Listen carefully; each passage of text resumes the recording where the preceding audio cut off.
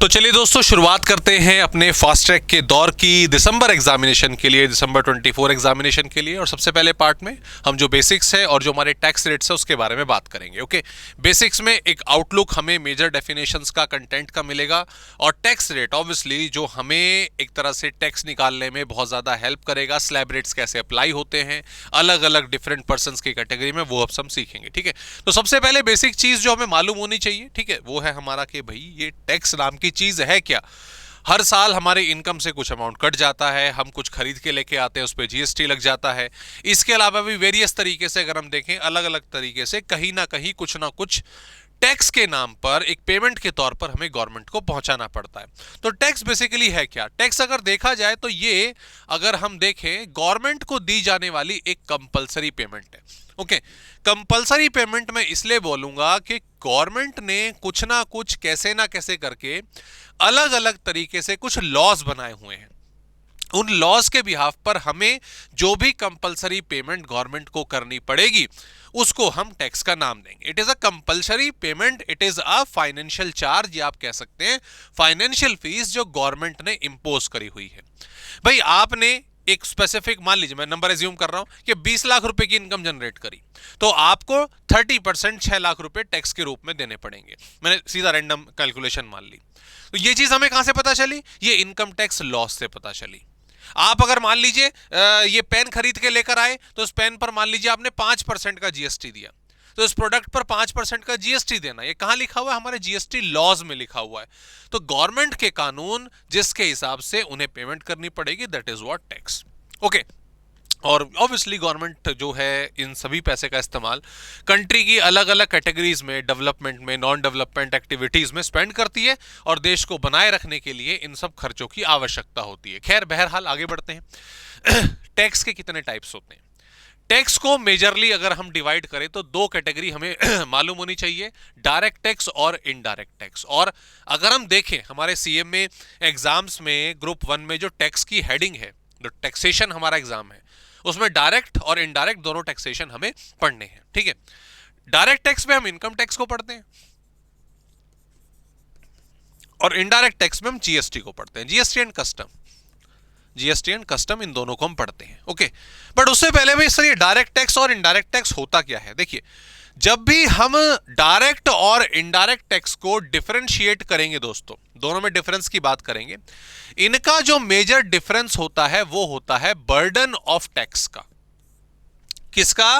Burden of tax का। Burden of tax shift हो सकता है या नहीं हो सकता है।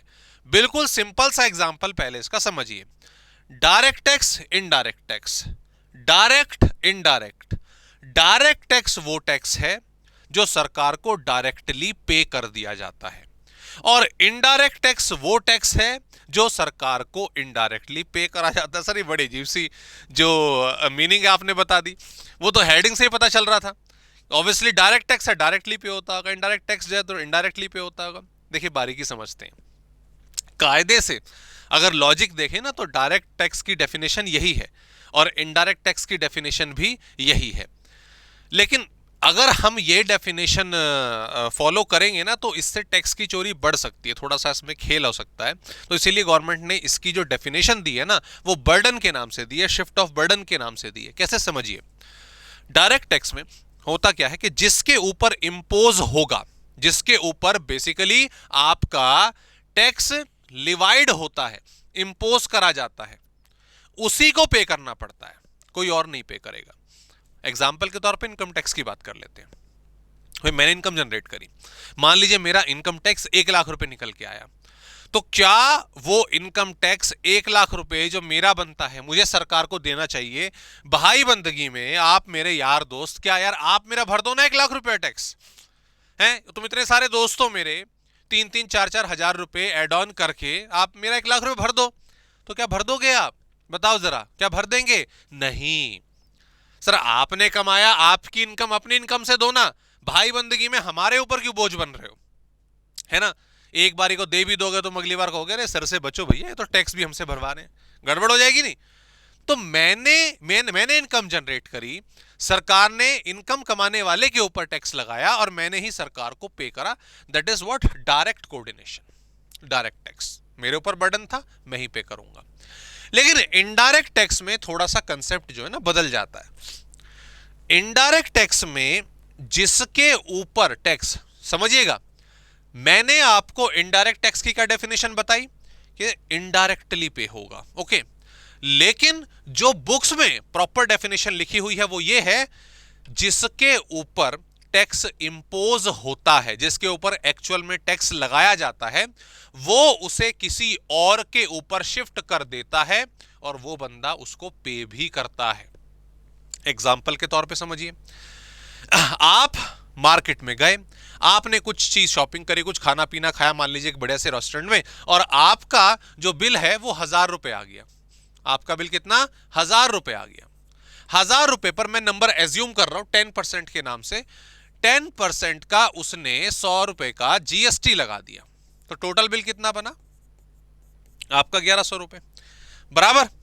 अब पहले कानून के हिसाब से चलते हैं। आपने कायदे से खाना कितने का खाया? 1000 रुपए का, तो आपकी जेब से कितने रुपए जाने चाहिए थे सर? 1000 रुपए। मैंने 1000 रुपए का शाही पनीर, नान, रोटी, ठीक है, फ्राइड राइस वगैरह खाए, तो मेरी जेब से 1000 रुपए जाने चाहिए थे ना। लेकिन सरकार ने दुकानदार को बोला हुआ था कि भाई तू जो भी कुछ सामान बेचेगा उस पर 10% का टैक्स लगेगा एक्स्ट्रा। तो दुकानदार ने क्या करा? दुकानदार ने आपसे 1000 रुपए लेकर, 1000 रुपए लेकर उसमें से 900 रुपए अपने पास रख के सरकार को 100 रुपए देना बेहतर नहीं समझा, बेहतर नहीं समझा। उसने क्या बोला? अरे 100 रुपए अलग से ऐड करो, ये रहने दो, ऐड करो और पूरे 1100 रुपए वसूलो, और आपकी जेब से 100 रुपए एक्स्ट्रा निकलवा दिए। आपकी जेब से पेमेंट हुई है, the money goes out of your pocket, लेकिन वो गया किसको है? दुकानदार को नहीं गया, वो गया है सरकार को। तो पेमेंट कैसे हुई? इनडायरेक्टली हुई। पहले हम ही जो इनकम जनरेट कर रहा है वो सीधा सरकार को टैक्स दे रहे थे, लेकिन यहां पर जो 100 रुपए जीएसटी के नाम के गए हैं ना, वो किसी और के थ्रू सरकार तक पहुंचे, तो that's why it is called indirect taxation या इनडायरेक्ट टैक्स, बराबर। इसमें आपका कॉन्फ्लिक्ट टैक्स हो सकता है कि सर एक काम करते हैं ना, दुकान वाले से सेटिंग कर लेते हैं, ठीक है, दुकान वाले से सेटिंग कर लेते हैं, खाना हम खा रहे हैं, टैक्स हम जमा कर रहे हैं, दे रहे हैं अपनी जेब से, तो एक काम करेंगे टैक्स भी हम ही देंगे, हम इनडायरेक्ट टैक्स को भी डायरेक्ट टैक्स बनाएंगे, ठीक है, इनडायरेक्ट टैक्स को भी डायरेक्ट टैक्स बनाएंगे सर, हम ही जमा कर देंगे। हम दुकानदार को बोल देंगे भाई तो 1000 रुपए पकड़, ये 100 रुपए हम ही अपनी जेब से भर देंगे। तो ऐसा नहीं हो सकता। क्यों नहीं हो सकता? भैया तुम 100 रुपए भर दोगे ईमानदारी से, इतनी बड़ी जनता है, इतने हमारे करोड़ों लोग हैं, अब तो अरबों में पहुंच गए हम, ठीक है, इन सब पर सरकार कैसे नजर रखेगी ईमानदारी के मामले में? तो नहीं, नुकसान हो जाएगा। तो दुकानदार को ही जिम्मेदारी दो, उसकी गर्दन पकड़ो, उसी से टैक्स वसूलवाओ। वसूली भाई बना रखे हैं सारे के सारे रेस्टोरेंट वाले, ठीक है, यही कलेक्ट करेंगे और यही देंगे। और कल को अगर आप भिड़ जाओ, नहीं हम तो 1000 रुपए ही देंगे, हम नहीं देंगे, तो ऐसा नहीं हो सकता। कल ठीक है भाई चला जा, ठीक है आज तू 1000 रुपए दे दे, लेकिन कल को दुकानदार क्या कहेगा? जी आपका शाही पनीर, आपका फ्राइड राइस और नान वगैरह कितने के खाए आपने? 1100 रुपए के। वो रेट बढ़ा देगा और उसमें लिख देगा नीचे, इसलिए इंक्लूसिव ऑफ ऑल टैक्सेस लिखा होता ना कई जगह, amounts are inclusive of all taxes, वो इसीलिए कि आनाकानी करेंगे, ऐसे लड़ाई झगड़ा होगा, रेट बढ़ा के उसमें लिख दिया इंक्लूसिव ऑफ टैक्स। बहरहाल तो ये दोनों में डिफरेंस निकल के आया, डायरेक्ट और इनडायरेक्ट टैक्स में। मेन चीज दोस्तों इसमें होती है, जो डिफरेंस होता है बर्डन का होता है। No shift in burden, no shift in burden, no shifting of burden. मेरा टैक्स आप नहीं भरोगे, आप दोस्त नहीं मेरे अच्छे, लेकिन burden is shifted to subsequent buyer, जो भी खरीदार होगा उसी में उसके बिल में एडवर्ड करो और उससे पैसे ले लो, ठीक है। मेन एग्जांपल दोस्तों इसका इनकम टैक्स है, जो हमारे सिलेबस का पार्ट होगा, and yes GST and custom हमारे इनडायरेक्ट टैक्स का पार्ट होगा। ओके चलिए आगे बढ़ते हैं। तो शुरुआत तो हुई गई है हमारे डायरेक्ट टैक्स की। Components of income tax laws, अब ये हमें चैप्टर पढ़ना है, ठीक है ना, इनकम टैक्स लॉज हमें पढ़ना है, चैप्टर कह रहा हूं पूरा का पूरा पार्ट पढ़ना है हमारे सिलेबस में, इनकम टैक्स। तो हम क्या पढ़ रहे हैं जी? इनकम टैक्स पढ़ रहे हैं। अच्छा इनकम टैक्स पढ़ रहे हो तो इनकम टैक्स कहाँ से पढ़ते हो आप? इनकम टैक्स जो आप पढ़ रहे हो, इनकम टैक्स में जो आप ये टैक्स लगाओगे, ये जो इतने सारे लॉज आप पढ़ रहे हो, ये रूल्स एंड रेगुलेशन भर रहे हो, इतने टाइम तक हमारा टैक्स डिपॉजिट हो जाना चाहिए, नहीं भरा तो ये पेनल्टी लगेगी। ये इतना सारा ब्रह्मांड का जो ज्ञान है, ये आप कहां से लेकर आ रहे हैं, मुझे जरा बताइए फटाफट से, ये कहां से लेके आ रहे हैं? तो सर ये बेसिकली हमारे जो इनकम टैक्स लॉज है ना, जो हमारे इनकम टैक्स लॉज है ना, उसके बहुत सारे कंपोनेंट हैं, उसके बहुत सारी दलीलें हैं, उसके बहुत सारे तत्व हैं, अलग अलग जगह पर ये चीजें लिखी हुई हैं, और उन सबको मिलाकर इनकम टैक्स लॉज बनता है। और जब हम चाहे मिस्टर ए हो, मिस्टर बी हो, एबीसी लिमिटेड हो, कोई हमारा एबी एसोसिएट्स नाम का फर्म हो, हम सब पर ये तमाम लॉज जो हैं वो लगाते हैं। तमाम लॉज कौन कौन से हैं, ध्यान दीजिए फटाफट से। इनकम टैक्स लॉज, हमारे जो इनकम टैक्स लॉज हैं वो 5 चीजों को मिलकर बने हैं, 5 चीजों को। सबसे पहले आपसे थ्योरी में चीज पूछी जा सकती है, एमसीक्यूज में भी आपसे पूछा जा सकता है। सबसे पहला तो हमारा वही प्यारा नन्ना मुन्ना, ठीक है, इनकम टैक्स एक्ट 1961, ठीक है। भाई इससे पहले जो ब्रिटिशर्स का इनकम टैक्स लॉ था वो लगा करता था। 1947 में हमें आज़ादी मिली, 50 में हम रिपब्लिक हुए, और उसके बाद भी हमारा जो इनकम टैक्स लॉ था उसको बनने में थोड़ा समय लगा, तो तब तक हमने ब्रिटिशर्स का ही पैटर्न इस्तेमाल करा, और फिर फाइनली 1961 में हमारा जो इनकम टैक्स लॉ है जो हम आज तक पढ़ रहे हैं, ठीक है, वो लागू हुआ, और तब से इसी के जो रूल्स एंड रेगुलेशन हैं वो चल रहे हैं। तो सर 1961 में जो लिखा हुआ था वो आज भी माना जाता है? हाँ बिल्कुल माना जाता है, लेकिन उसमें कई सारी चीजें समय रहते चेंज भी होती हैं, उसमें अमेंडमेंट आती रहती हैं, बदलाव आते रहते हैं। तो ऐसा नहीं है कि जो जब लिखा हुआ था एग्जैक्टली आज वो भी है, वो भी आज भी वही लिखा हुआ है, चेंज ओवर द टाइम होता रहता है, ठीक है। इसके अलावा दूसरी चीज होती है इनकम टैक्स रूल्स 1962। जब भी कोई भी लॉ बनता है, याद रखिएगा, आप चाहे तो लॉ फैकल्टी जो लॉ जहां पे आप लॉ पढ़ते हैं उनसे भी पूछिएगा, जब भी यूजुअली कोई भी एक्ट बनता है, कोई भी कानून बनता है हमारा, उसको सपोर्ट करने के लिए उसके साथ साथ रूल्स की एक चार्टर बुक भी हमारी इशू करी जाती है, ओके। दोनों में बेसिकली डिफरेंस क्या है? एक्ट ये कानून है, ये एक तरह से रेगुलेशंस हैं, रूल्स एंड रेगुलेशंस हैं जो एक एक्ट को सपोर्ट करते हैं। और सबसे सिंपल और स्ट्रेट फॉरवर्ड मैं आपको बताऊं, जो एक्ट होते हैं ना बेसिकली वो प्रोविजंस होते हैं, भाई ये कानून है, ये कानून है। और जो रूल्स होते हैं ना वो होते हैं प्रोसीजर्स। वो क्या होते हैं हमारे? वो प्रोसीजर्स होते हैं। ये प्रोविजंस है, इनको फॉलो कैसे करा जाएगा? जैसे मैं एक बड़ा छोटा सा एग्जांपल देता हूं, प्रोविजन और प्रोसीजर, इससे तो आपकी बहुत अच्छी दोस्ती जीएसटी में होगी, ठीक है। जैसे फॉर एग्जांपल मान लीजिए, मैं जीएसटी का बड़ा सिंपल सा एग्जांपल देता हूं कि अगर किसी पर्टिकुलर सेलर की सेल 40 लाख रुपए कूद जाती है दिल्ली में गुड्स की, ठीक है, सिंपल सा एग्जांपल, तो उसको जीएसटी रजिस्ट्रेशन लेना पड़ेगा, उसके लिए जीएसटी रजिस्ट्रेशन लेना कंपलसरी हो जाता है, बराबर, ठीक है। अब ध्यान से सुनिएगा मेरी बात, अगर किसी इंसान की टर्नओवर 40 करोड़ से ऊपर हो जाती है, दिल्ली की मैंने बात कर ली, अलग अलग स्टेट आप ले सकते हैं, उसे जीएसटी नंबर लेना कंपलसरी है। यह बात एक्ट में लिखी होगी या रूल में लिखी होगी? जरा बताइए। यह बात एक्ट में लिखी होगी, रूल में? सर ये ना एक तरह से नियम लग रहा है, कानून लग रहा है, लेना ही पड़ेगा, ये तो बात है जो फॉलो करनी चाहिए। ये जीएसटी एक्ट में लिखी है, सीजीएसटी एक्ट में लिखी है, ओके। अच्छा, जीएसटी रजिस्ट्रेशन नंबर लेना पड़ेगा 40 लाख से ऊपर, और ठीक है ले लेंगे, एक्ट में पढ़ लिया। कहां मिलेगा, कहां मिलेगा? मैं कहां पे जाऊं इसको लेने के लिए? किसी मेट्रो स्टेशन पे मिलेगा, रेलवे स्टेशन पे मिलेगा, है कहां? मतलब मैं फाइनेंस मिनिस्ट्री के वहां पे जाऊं, या मोदी जी कहीं पे संसद से निकलते टाइम मुझे देंगे? कहां मिलेगा? नहीं, ऐसे नहीं ना।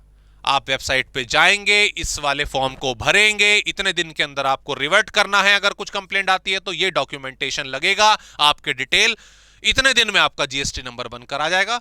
All this is a procedure, it is a sequence of work, ये सब हमारा रूल्स में लिखा होता है। तो ये बेसिकली दोनों में डिफरेंस होता है अगर आप कंपेयर करें। हाँ, चाहिए दोनों भैया, चाहिए दोनों।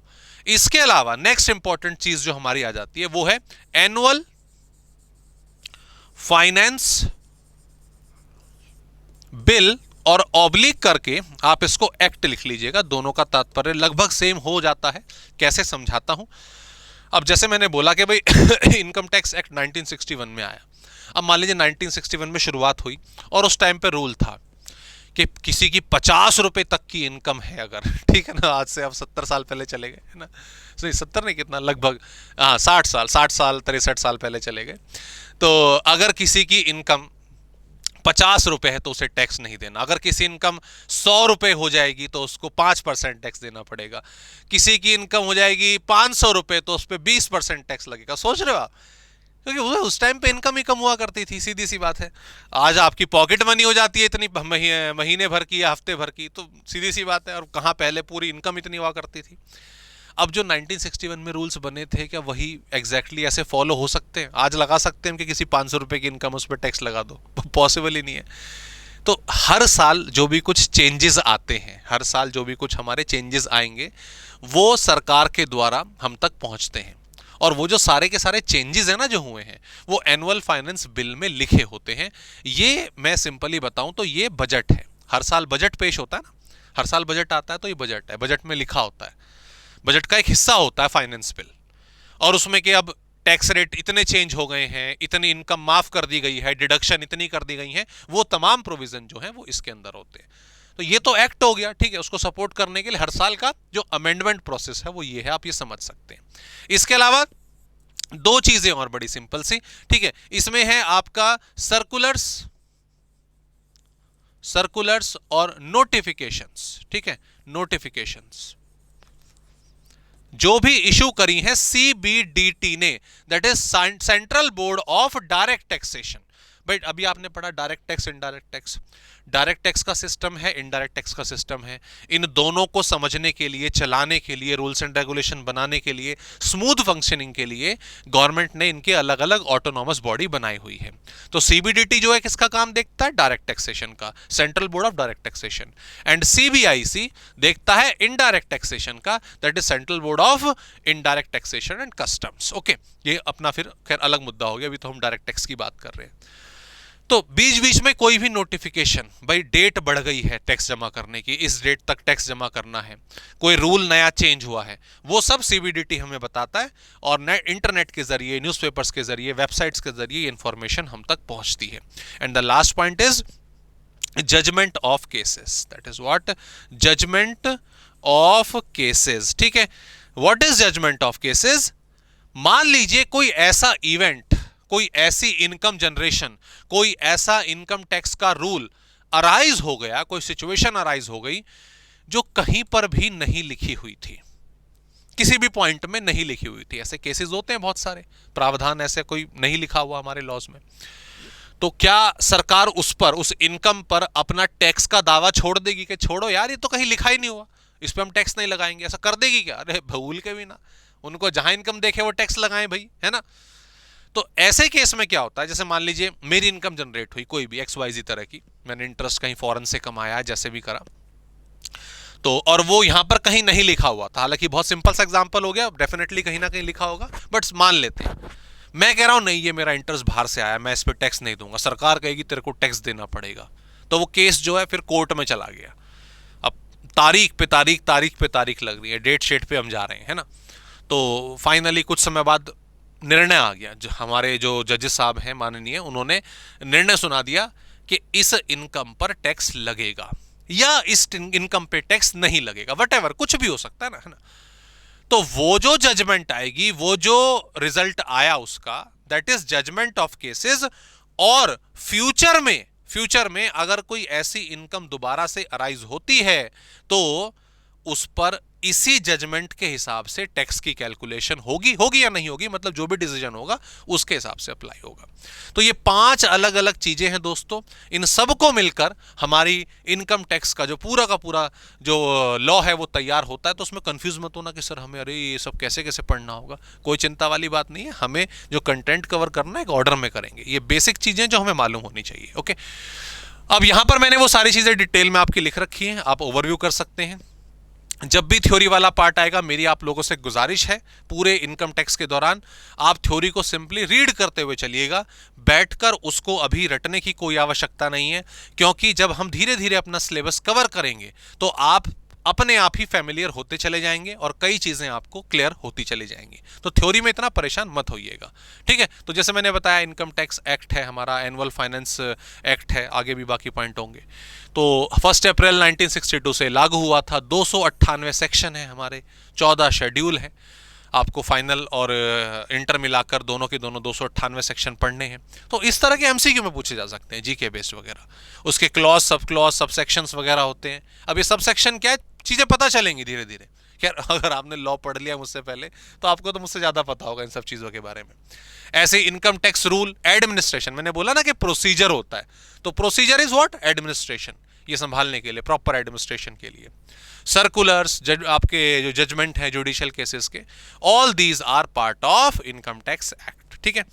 तो दोस्तों थोड़ा यहाँ पे फास्ट ट्रैक है और हमारा यही पर्पस है कि आप लोगों का जो सिलेबस है वो अच्छे तरीके से कंसेप्ट वाइज कवर करा जाए। तो स्पीड थोड़ी सी अगर फास्ट लग रही है तो ये थोड़ा सा आपको समझ के चलना पड़ेगा, चाहे तो स्पीड को थोड़ा स्लो कर लेना। और यस, बट कंसेप्ट मैं आपको सारे के सारे कवर कराऊंगा। लेकिन आप लोगों से गुजारिश यही है कि जैसे जैसे टॉपिक कवर होता है ना दोस्तों, उनको साथ साथ रिवाइज भी कर लेना। ये नहीं कि उसको अगले हफ्ते रिवाइज करेंगे, नहीं, साथ के साथ रिवाइज करो, बहुत फायदा मिलेगा। आगे बढ़ने से पहले अब हम आते हैं एक और इंपॉर्टेंट कंसेप्ट पर, दैट इज व्हाट, हमारा फाइनेंशियल ईयर, प्रीवियस ईयर और असेसमेंट ईयर। तीन चीजें, financial year, previous year, assessment year. तो फाइनेंशियल ईयर की सीधी सी बात करूं, इसका टैक्स में कोई इतना लेना देना नहीं है।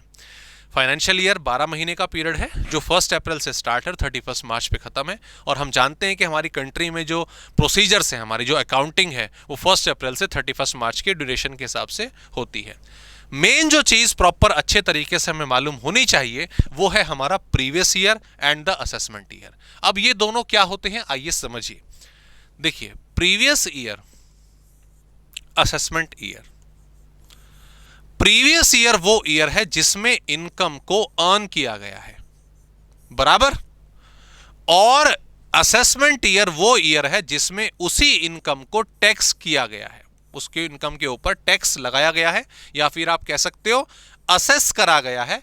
असेस का मतलब हो जाता है हिसाब किताब, उसका हिसाब किताब किया गया है। समझते हैं, देखिए मान लीजिए आपकी जॉब लगी हुई है। मैं एक ईयर, जो हमारा एग्जाम में ईयर आएगा वही लेके चलता हूं। मान लीजिए ये एक ईयर चल रहा है हमारा 1 अप्रैल 2023 से लेकर 31 मार्च 2024। ओके, इसी ईयर के एग्जाम में दिसंबर 24 में हमारे क्वेश्चंस आएंगे। अब आपकी जॉब लगी, ठीक है, इस ईयर में मान लीजिए जॉब लगी आपकी, अप्रैल में लगी, मई में लगी, कहीं पर भी मान लो जहां आपका मन करे। मान लीजिए मई में लग गई आपकी जॉब, मई 23 में आपकी जॉब लग गई। आपकी सैलरी कितनी एज्यूम कर लेते हैं, 1 लाख रुपए महीना, ठीक है, 1 लाख रुपए महीना, बराबर। अब मई पूरा बीता, आपकी 1 लाख रुपए की सैलरी ड्यू हो गई, आपको मिल गई, आपके अकाउंट में आ गई। अब जैसे ही 1 लाख रुपए की सैलरी आपकी आई आपके अकाउंट में, इमीडिएटली भागोगे निर्मला जी के घर पे, मैडम जी हमारा टैक्स ले लीजिए, ऐसे होगा। फिर जून में कमाई, भागो निर्मला जी के घर पे, उन्हें टैक्स दीजिए, ऐसा होगा? नहीं, ऐसे तो नहीं होता सर। होता क्या, सरकार कहती है, रुको सुनो मेरी बात, टैक्स छोड़ो यार, क्यों परेशान हो रहे हो, ऐसे बोल रही सरकार। हाँ ऐसे ही बोल रही है, क्या परेशान हो रहे हो, छोड़ो, तुम पहले कमाओ, तुम पहले अपना ये जो ड्यूरेशन है ना कमाओ, हम आपको कुछ भी नहीं बोलेंगे, पहले कमा लो अच्छे तरीके से, ठीक है। 1 लाख रुपए सैलरी थी, मई में आपकी जॉब लगी, अप्रैल आप जॉब ढूंढ रहे थे तो मई में लगी, 11 लाख रुपए, 11 महीने जॉब हो गई ना, तो 11 लाख रुपए कमा लो, पहले कमा लो तसल्ली से। अच्छा जी, कमा लिए सर, कमा लिए। 31 मार्च 2024 ये लास्ट डेट आ गई। शाम को 5 बजे हम थके हारे, 7 बजे 6 बजे हम घर आए, अपने पैसे वैसे कमा लिए हमने पूरे साल भर में। फिर याद आया, अरे टैक्स तो जमा नहीं कराया, तो फिर भागेंगे निर्मला जी के घर पे, वो कहेंगे यार तुम डेली आ जाते हो। नहीं, ऐसा कुछ नहीं होगा। ये साल पूरा हो गया, हाँ जी, ये साल कमा लिया, हाँ जी, आओ अब टैक्स करें, आओ अब टैक्स के लिए आपका हिसाब किताब करें, आओ आपकी इनकम को असेस करा जाए। असेस मतलब भाई हिसाब किताब, कितना टैक्स लगेगा। और वो कब होगा, वो होता है नेक्स्ट ईयर में। इस ईयर में कमा लिया, इस ईयर में कमा लिया आपने 23-24 में 23-24 में कमा लिया। अब 24-25 के दौरान 1 अप्रैल 24 से लेकर 31 मार्च 25 तक आपकी इनकम का हिसाब किताब होगा, इस साल में जो आपने कमाई थी, और इस ईयर में उसके ऊपर टैक्स लगेगा। कितना? 11 लाख। हाँ जी, हिसाब किताब चलो जमत बताओ। कुछ सेविंग कितनी करी, कुछ और टीडीएस वगैरह कटा कि नहीं कटा, सैलरी के अलावा भी कुछ कमाया कि नहीं कमाया, घर खरीदा कि नहीं खरीदा, बहुत सारी चीजें। हाँ, हिसाब किताब। ये असेसमेंट ईयर है। तो ये क्या बन गया? ये बन गया हमारा प्रीवियस ईयर, जिस इनकम में पैसे को कमाया जाएगा। और उस इनकम को जब हम अगले साल उसका हिसाब किताब करते हैं तो उसको असेसमेंट ईयर कहा जाता है। सर क्या है सिलसिला पूरे साल भर चलता है? पूरे साल में कभी भी टैक्स जमा करा दो? तो ऐसे नहीं होता। ड्यू डेट्स होती हैं प्रॉपरली, प्रोविजन वाले चैप्टर में आप पढ़ेंगे। इंडिविजुअल्स के लिए 31 जुलाई तक हमें अपना टैक्स जमा कराना होता है। जो फर्म्स होते हैं उन्हें सितंबर की डेडलाइन उनकी होती है। ऑडिट वाले फर्म्स के हिसाब से होता है। कोई भूल भी गया तो मैक्सिमम 31 दिसंबर तक हम अपनी जो रिटर्न वगैरह वो फाइलिंग कर सकते हैं। तो ये अलग अलग ड्यू डेट्स होती है, बट कुल मिला के हिसाब किताब अगले साल होता है। तो बिल्कुल सिंपल सी चीज है, प्रीवियस ईयर जिसमें आपने इनकम कमाई, और असेसमेंट ईयर उससे अगला साल जिसमें उस इनकम का हिसाब किताब हुआ। ओके, अगली चीज अब जरा समझिएगा। 22-23 में सर हमने कमाया था। हाँ जी, कमाया था। 24-25 में उस वाली इनकम पर टैक्स लगेगा, उसका हिसाब किताब होगा। अब क्योंकि इस इनकम का हिसाब किताब इस साल में हो रहा है, तो इस साल में कमाऊंगा नहीं क्या? कमाना तो चालू रहेगा ना। तो 24-25 में भी मैं अपनी कमाई चालू रखूंगा, उसका टैक्सेशन, उसका हिसाब किताब 25-26 में होगा। ओके, तो हर ईयर, एवरी ईयर इटसेल्फ, वो प्रीवियस ईयर भी होता है क्योंकि आप इनकम कमाते हो, और वो अपने आप में असेसमेंट ईयर भी होता है क्योंकि उस पिछले साल की इनकम का हिसाब किताब उस ईयर में होता है। ओके जी, सिंपल सा लॉजिक हमारा। तो यहां पे बस ये चीज आ गई। फाइनेंशियल ईयर का हम ऐसा कोई वर्डिंग यूज नहीं करेंगे। तो बेसिकली अगर हम ध्यान दें, प्रीवियस ईयर अगर हम देखें, फाइनेंशियल ईयर साल आ गया जिसमें इनकम को हमने अर्न करा है, और असेसमेंट ईयर वो ईयर हुआ जिसमें बेसिकली हमारी इनकम को असेस करा गया है, उसका हिसाब किताब करा गया है। प्रेसीडिंग ईयर बेसिकली आपका प्रीवियस ईयर होता है, सक्सीडिंग ईयर हमारा असेसमेंट ईयर होता है। डन हो गया? हाँ जी सर। अच्छा जी, तो सर ये चीज तो आपने समझा दी बड़े अच्छे तरीके से। उम्मीद करता हूं आप लोगों को समझ आ गई कि प्रीवियस ईयर कमाने वाला, असेसमेंट ईयर उससे अगला साल हिसाब किताब करने वाला। लेकिन यहां पर हम एक डिफरेंट हेडिंग देख रहे हैं, केसेस वेयर पीवाई और असेसमेंट वाला साल सेम है। मतलब प्रीवियस ईयर ही असेसमेंट ईयर है। जिस साल इनकम कमाई उसी साल आपको टैक्स देना है। नॉर्मली प्रीवियस ईयर से अगला साल होगा असेसमेंट ईयर, जो मैंने आपको सिखा दिया। लेकिन कुछ स्पेशल केसेस ऐसे होते हैं जिसमें असेसमेंट ईयर और प्रीवियस ईयर दोनों सेम हो जाते हैं, दोनों में कोई डिफरेंस नहीं होता। सर वो कौन कौन से? आइए सबसे पहला देखेंगे, शिपिंग बिजनेस। किसका? Non resident. नॉन रेजिडेंट फिलहाल समझेंगे बाहर वाले, इंडिया वाले नहीं है, बाहर वाले हैं। बाहर से कोई शिपिंग बिजनेस वाला आया इंडिया में, सामान अपना यहां पे उतारा, बिजनेस वगैरह करा, पैसा बनाया, अब वो जा रहा है, टाटा बाय बाय कर रहा है। वो कह रहे, सरकार ने बोला, अरे भाई साहब रुको, एक सेकंड रुको, प्लीज जरा ये चाबी बंद करो जरा, शिप की बात करनी है कुछ। हाथ देके रुकवा दिया। क्या हुआ भाई साहब, बताइए कारण क्या है? कि भाई देखो, आप कमा गए पैसे ना, तो टैक्स इसका दोगे कि नहीं दोगे? टैक्स भी दोगे। तो वो क्या कहेगा? वो कहेगा जी अरे अभी तो मैंने पैसा कमाया है, ये तो प्रीवियस ईयर है, अगले साल टैक्स दूंगा ना, असेसमेंट ईयर तो नेक्स्ट ईयर है, तो मैं अगले साल आ जाऊंगा और आपको टैक्स जमा करा दूंगा। अरे रे, काश सब आपकी तरह गांधी जी होते, शरीफ आदमी होते, है ना। ऐसा तो नहीं है ना। अब अगले भर साल हम इंतजार करते रहेंगे, तुम कब आओगे, तुम आओगे या नहीं आओगे, तुम कौन से देश जाओगे, कब आओगे, कुछ नहीं पता। एक काम कर, अभी के अभी टैक्स दे और रफा कर, ठीक है, सीधी सी बात है, नक्की करा, खल्लास, ठीक है, अभी के अभी बात को डन करो। देख लो अगले साल हो जाए तो। नहीं भाई, मेरा कोई भरोसा नहीं, खत्म, अभी के अभी खत्म करो। तो ऐसे केस में क्योंकि नॉन रेजिडेंट है भैया, तू आए ना आए तू अभी अपना टैक्स देके जा, हम इसमें ज़्यादा आपको परेशान नहीं करेंगे। एक ये केस हो गया। इसे बेसिकली टोनिस टैक्सेशन कहा जाता है। 7.5% का फिक्स रेट है, फाइनल में आप इसके बारे में ज़्यादा पढ़ेंगे, मैंने अंडरस्टैंडिंग के लिए फिर भी यहाँ पे लिख दिया है। पर्सन लिविंग इंडिया, इंडिया का ही आदमी है भले, लेकिन वो इंडिया छोड़ के जा रहा है परमानेंट बेसिस पर, ठीक है, अब वापस नहीं आएगा, बाहर सेटल हो रहा है, ठीक है, दुबई शिफ्ट हो रहा है, यूके शिफ्ट हो रहा है, कहीं भी जहां उसका मन करे भैया, परमानेंटली जा रहा है। परमानेंटली जा रहा है तो सरकार कहती है कि भाई अब तू जा ही रहा है तो अपने सारे हिसाब किताब क्लियर करके जाना हमसे पूरा। अभी बिजनेस बंद करा तूने जुलाई में, अब तू जा रहा है सितंबर में, तो अगले साल टैक्स जमा कराने थोड़ी ना आएगा, तेरा खर्चा क्यों करवाएं, तू आज ही के आज जाना। वो कहेगा नहीं नहीं नहीं मैं आ जाऊंगा, खर्चा करके दे दूंगा। नहीं नहीं भाई, भरोसा नहीं हमने को, अभी जा रहे हो, छोड़ रहे हो परमानेंट बेसिस पे इंडिया, टैक्स वैक्स का हिसाब करते जाओ, ठीक है। कोई भी particular AOP, BOI, artificial judicial person, AOP क्या होता है, एसोसिएशन ऑफ पर्सन, बीओआई होता है बॉडी ऑफ इंडिविजुअल, एजेपी होता है आर्टिफिशियल जुडिशियल पर्सन। ये क्या क्या होता है परेशान मत होइए, अभी पर्सन की डेफिनेशन में पढ़ेंगे। ओके, अगर कोई पर्टिकुलर इवेंट के लिए अराइज होते हैं, बड़ा सिंपल सा एग्जांपल देता हूं, मैं हूं, आप हो, मैंने और आपने, हम दोनों दोस्त हैं, ठीक है, अपना अपना अलग अलग बिजनेस कर रहे थे या कर भी रहे थे या नहीं कर रहे थे, ठीक है। हम दोनों ने सोचा यार एक काम करते हैं, थोड़ा सा पैसा बनाते हैं। कैसे बनाएंगे पैसा, कि इस बार एक काम करते हैं, दुर्गा पूजा आने वाली है, दुर्गा पूजा में ना हम दोनों मिलके एक ना यहाँ पे अपना एक पंडाल लगवाते हैं, एक इवेंट करवाते हैं अपना, और वहाँ पे क्या करेंगे, लोगों के आने का टिकट का पैसा वैसा लेंगे उनसे, और यहाँ पे ना एक अच्छे सिंगर को बुला के, भाई अरिजीत को बुला लेते, अरिजीत भाई आके गाना गा देगा यहाँ पे, और अपना शो करवा देंगे उसका, और पैसे बनाएंगे। हम दोनों की सेटिंग होगी आपस में। तो हमने कहा ठीक है भाई, तो हमने टिकट के प्राइस कर दिए कि भाई चलो 3-3 हज़ार रुपये का प्राइस है, उसमें खाना भी मिलेगा, पीना भी मिलेगा, और अपना प्रसाद भी मिलेगा, और अरिजीत का गाना सुनने को मिलेगा। सेटिंग हो गई हम दोनों की, रूल बना ली हमने।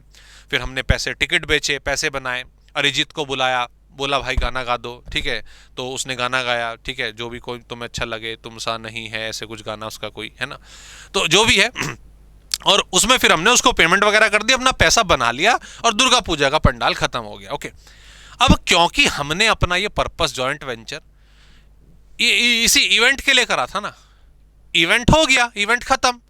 अब इवेंट खत्म हो गया मेरे भाई, तो अगले साल तक इंतजार थोड़ी ना करोगे इस हिसाब किताब का। इवेंट खत्म, तुम्हारा हिसाब किताब का, तो जो कमाया हमको इनकम टैक्स देके खत्म करो ना। तो ऐसी चीज के लिए जब कोई जॉइंट वेंचर, सीधी सी बात है, जॉइंट वेंचर अराइज हुआ, काम पूरा हुआ तो अभी कभी नक्की करो ना इसको, अगले साल तक क्यों घसीटना है इसको। तो ये केसेस में अराइज होता है, ठीक है।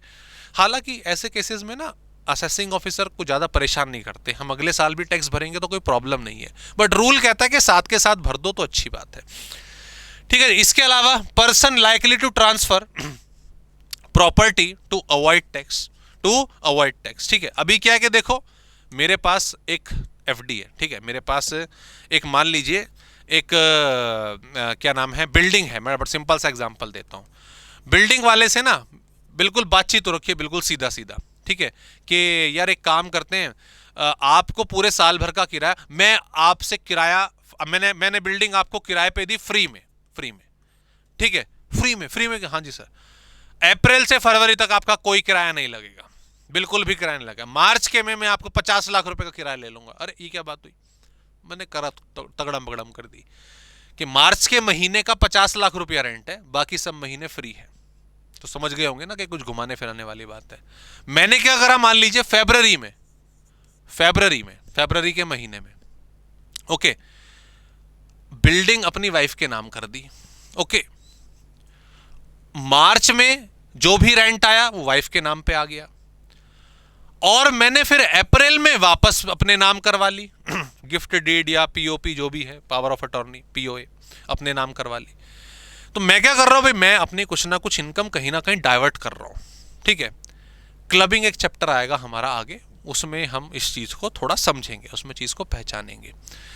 ऐसे केस में गवर्नमेंट कहती है नहीं, वो 50 लाख रुपए मेरी ही इनकम में काउंट होंगे, और सेम ईयर में, जिस ईयर में वो जनरेट हुआ है उसी ईयर में सीधे सीधे टैक्स्ड होंगे, ओके। तो अगर कुल मिला के कोई भी प्रॉपर्टी ट्रांसफर करने की कोशिश करता है, बोनस शेयर्स के केस में ऐसा होता है जिसमें आपका टैक्स बच सके, ऐसे केस में गवर्नमेंट कहती है नहीं, हम ऐसा नहीं करेंगे, जिस बंदे की एक्चुअल इनकम बनती थी, जिस ईयर में बनती थी, उसी साल में उस पर टैक्स लगाया जाएगा। क्लबिंग वाले चैप्टर में आपको और क्लैरिटी मिलेगी। And yes, discontinued business, business discontinued हो गया at the discretion of AO, assessing officer, ठीक है। बिजनेस डिसकंटिन्यू हो गया मान लीजिए जुलाई के महीने में, अब जुलाई चल रहा है, साल खत्म होगा मार्च में, उसके बाद फिर अगला जुलाई अगला दिसंबर आएगा, तब हिसाब किताब होगा। सरकार कहती है कि यार क्यों खामा 10-12 महीने खराब कर रहे हो अपने भी और हमारे भी, जुलाई में डिसकंटिन्यूड हो गया ना, हाँ तो ठीक है, अगस्त सितंबर तक अपना हिसाब किताब लगा के जब खत्म करो ना बातें, टैक्स जमा करा दो। हालांकि ये मैंने बोला जैसे वो जॉइंट वेंचर वाला था, इवेंट वाला था, अगले साल भी अगर हम टैक्स जमा करेंगे तो सरकार कोई गर्दन नहीं पकड़ लेगी हमारी, लेकिन कहते हैं कि साथ के साथ खत्म कर दो तो बढ़िया है। ओके, तो यहाँ पर हमने प्रीवियस ईयर असेसमेंट ईयर का कंसेप्ट समझा, उम्मीद करता हूँ मैं क्लियर हुआ होगा। अब आगे बढ़ते हैं। अब बेसिकली क्या है कि आगे सिलेबस पर जाने से पहले ना हमें कुछ प्रॉपर डेफिनेशंस अच्छे तरीके से मालूम होनी चाहिए। डेफिनेशन मालूम होंगी। पहला वाला चैप्टर बेसिक हमारा थ्योरेटिकल है, थोड़ा सा कई बार बोरिंग भी लगता है, बट नहीं, हमें ये डेफिनेशन मालूम होनी चाहिए टॉपिक पर आगे जाने से पहले। प्रैक्टिकल कंटेंट हमारा टैक्सेशन, जो टैक्स रेट वाला है, उससे थोड़ा बनता है। ओके, वेल, तो एक सबसे इंपॉर्टेंट डेफिनेशन जो हमें मालूम होनी चाहिए वो होता है असेसी। अगर थ्योरी का क्वेश्चन बनता है एग्जाम में, हालांकि तो मैं तो चाहता हूं कि जो प्रैक्टिकल कंटेंट है वो टैक्सेशन के पेपर में ज़्यादा आए, और थ्योरी के मामले में जीएसटी में से पूछ ली जाती है, तो चांसेस तो थोड़े लो बनते हैं, बट लो बनते हैं, कम बनते हैं, ठीक है, बट मालूम होना चाहिए। तो पहली डेफिनेशन क्या, असेसी, असेसी के बारे में आपसे पूछ सकता है। तो कुल मिला के मैं बिल्कुल सिंपल शब्दों में पहले बताता हूँ। असेसी कौन, जिसका हिसाब किताब हो रहा है भैया।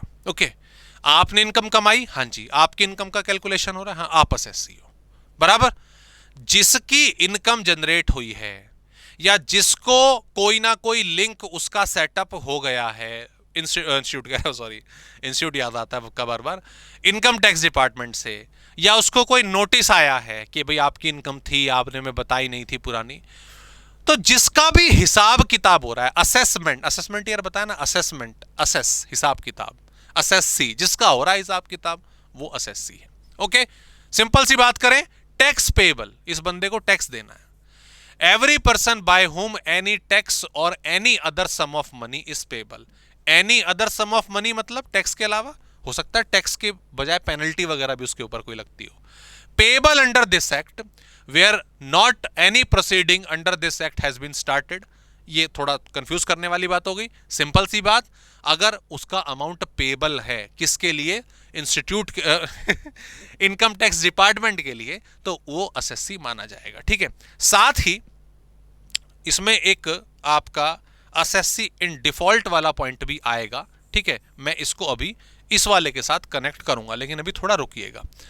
इसके अलावा प्रोसीडिंग स्टार्टेड, टैक्स वैक्स का कोई हिसाब किताब नहीं था। टैक्स, मान लीजिए आपकी इनकम थी मान लीजिए 10,000 रुपये महीना, ठीक है, भगवान करे बहुत ज़्यादा हो आने वाले समय में, मैं ज्यूम कर रहा हूँ 10,000 रुपये महीना, 10,000 इंटू 12, 1,20,000 रुपये बनी। या आप अभी स्टूडेंट हो, आपकी कोई इनकम नहीं है अभी, कुछ भी मान लीजिए, तो आपका तो और हमारे इनकम टैक्स डिपार्टमेंट का को कोई लेना देना नहीं है, बिल्कुल बराबर है ना। और सीधी सी बात है, आप असेसी फिलहाल नहीं हो। लेकिन हुआ क्या, मान लीजिए आज से 2 साल पहले, 3 साल पहले आपका नाम एक क्रेडिट कार्ड था, आपने उस क्रेडिट कार्ड से कोई बड़ी ट्रांजैक्शन करी थी, या फिर आज से 3-4 साल पहले किसी ने आपको गिफ्ट दे दिया था। गिफ्ट के ऊपर भी टैक्स लगता है, कैसे वो हम समझेंगे आगे चल के।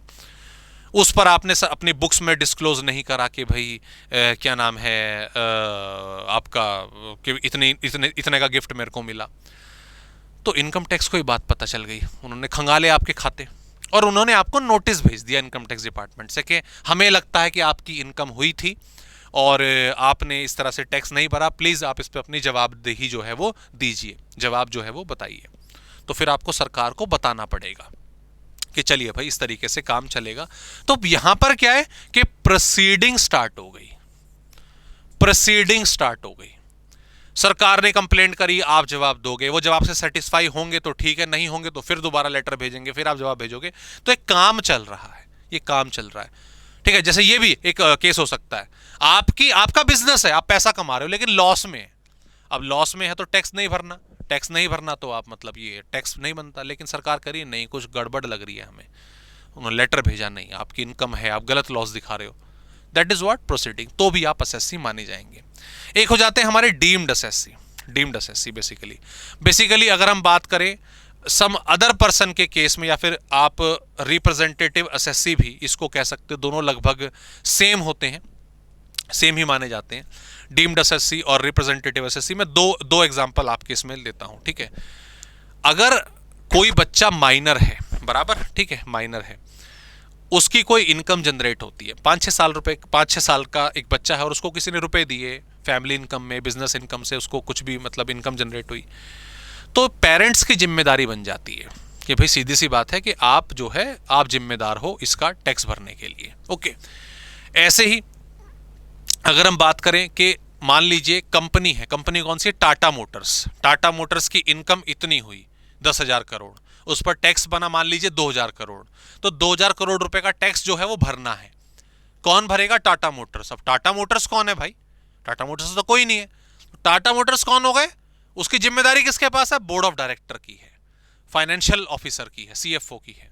तो ओके, तो जिम्मेदारी कहीं पर शिफ्ट हो गई, तो वो डीम्ड एसएससी हैं। वो क्या हो गए? आपके डीम्ड एसएससी हो गए, बराबर, कि भाई टाटा मोटर्स कोई नहीं है, लेकिन वो बोर्ड ऑफ डायरेक्टर जो है उनकी जिम्मेदारी बनती है।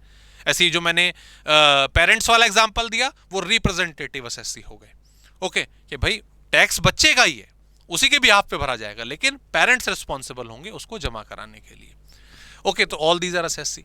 ऐसे ही हाँ, लास्ट केस आपका आ गया एसएससी इन डिफॉल्ट। मैं इसको एक एग्जांपल के तौर पे बताता हूँ, काफी अच्छा पॉइंट है लास्ट आपका, एसएससी इन डिफॉल्ट। ओके, समझिए, जहां पर भी कोई भी किसी प्रकार का दोस्तों डाउट होगा, प्लीज उसे इमीडिएटली मेंशन कर दीजिएगा, हमारे कमेंट बॉक्स में मैं पहुंचकर आपको आंसर करूंगा। प्लस, ठीक है, क्योंकि फास्ट ट्रैक बेसिस पर है तो मुझे कुछ चीज़ें आपको थोड़ा शॉर्ट में जल्दी में समझानी पड़ेगी, अदरवाइज अपनी मेन क्लासेस में तो हम डिटेल में पढ़ते हैं।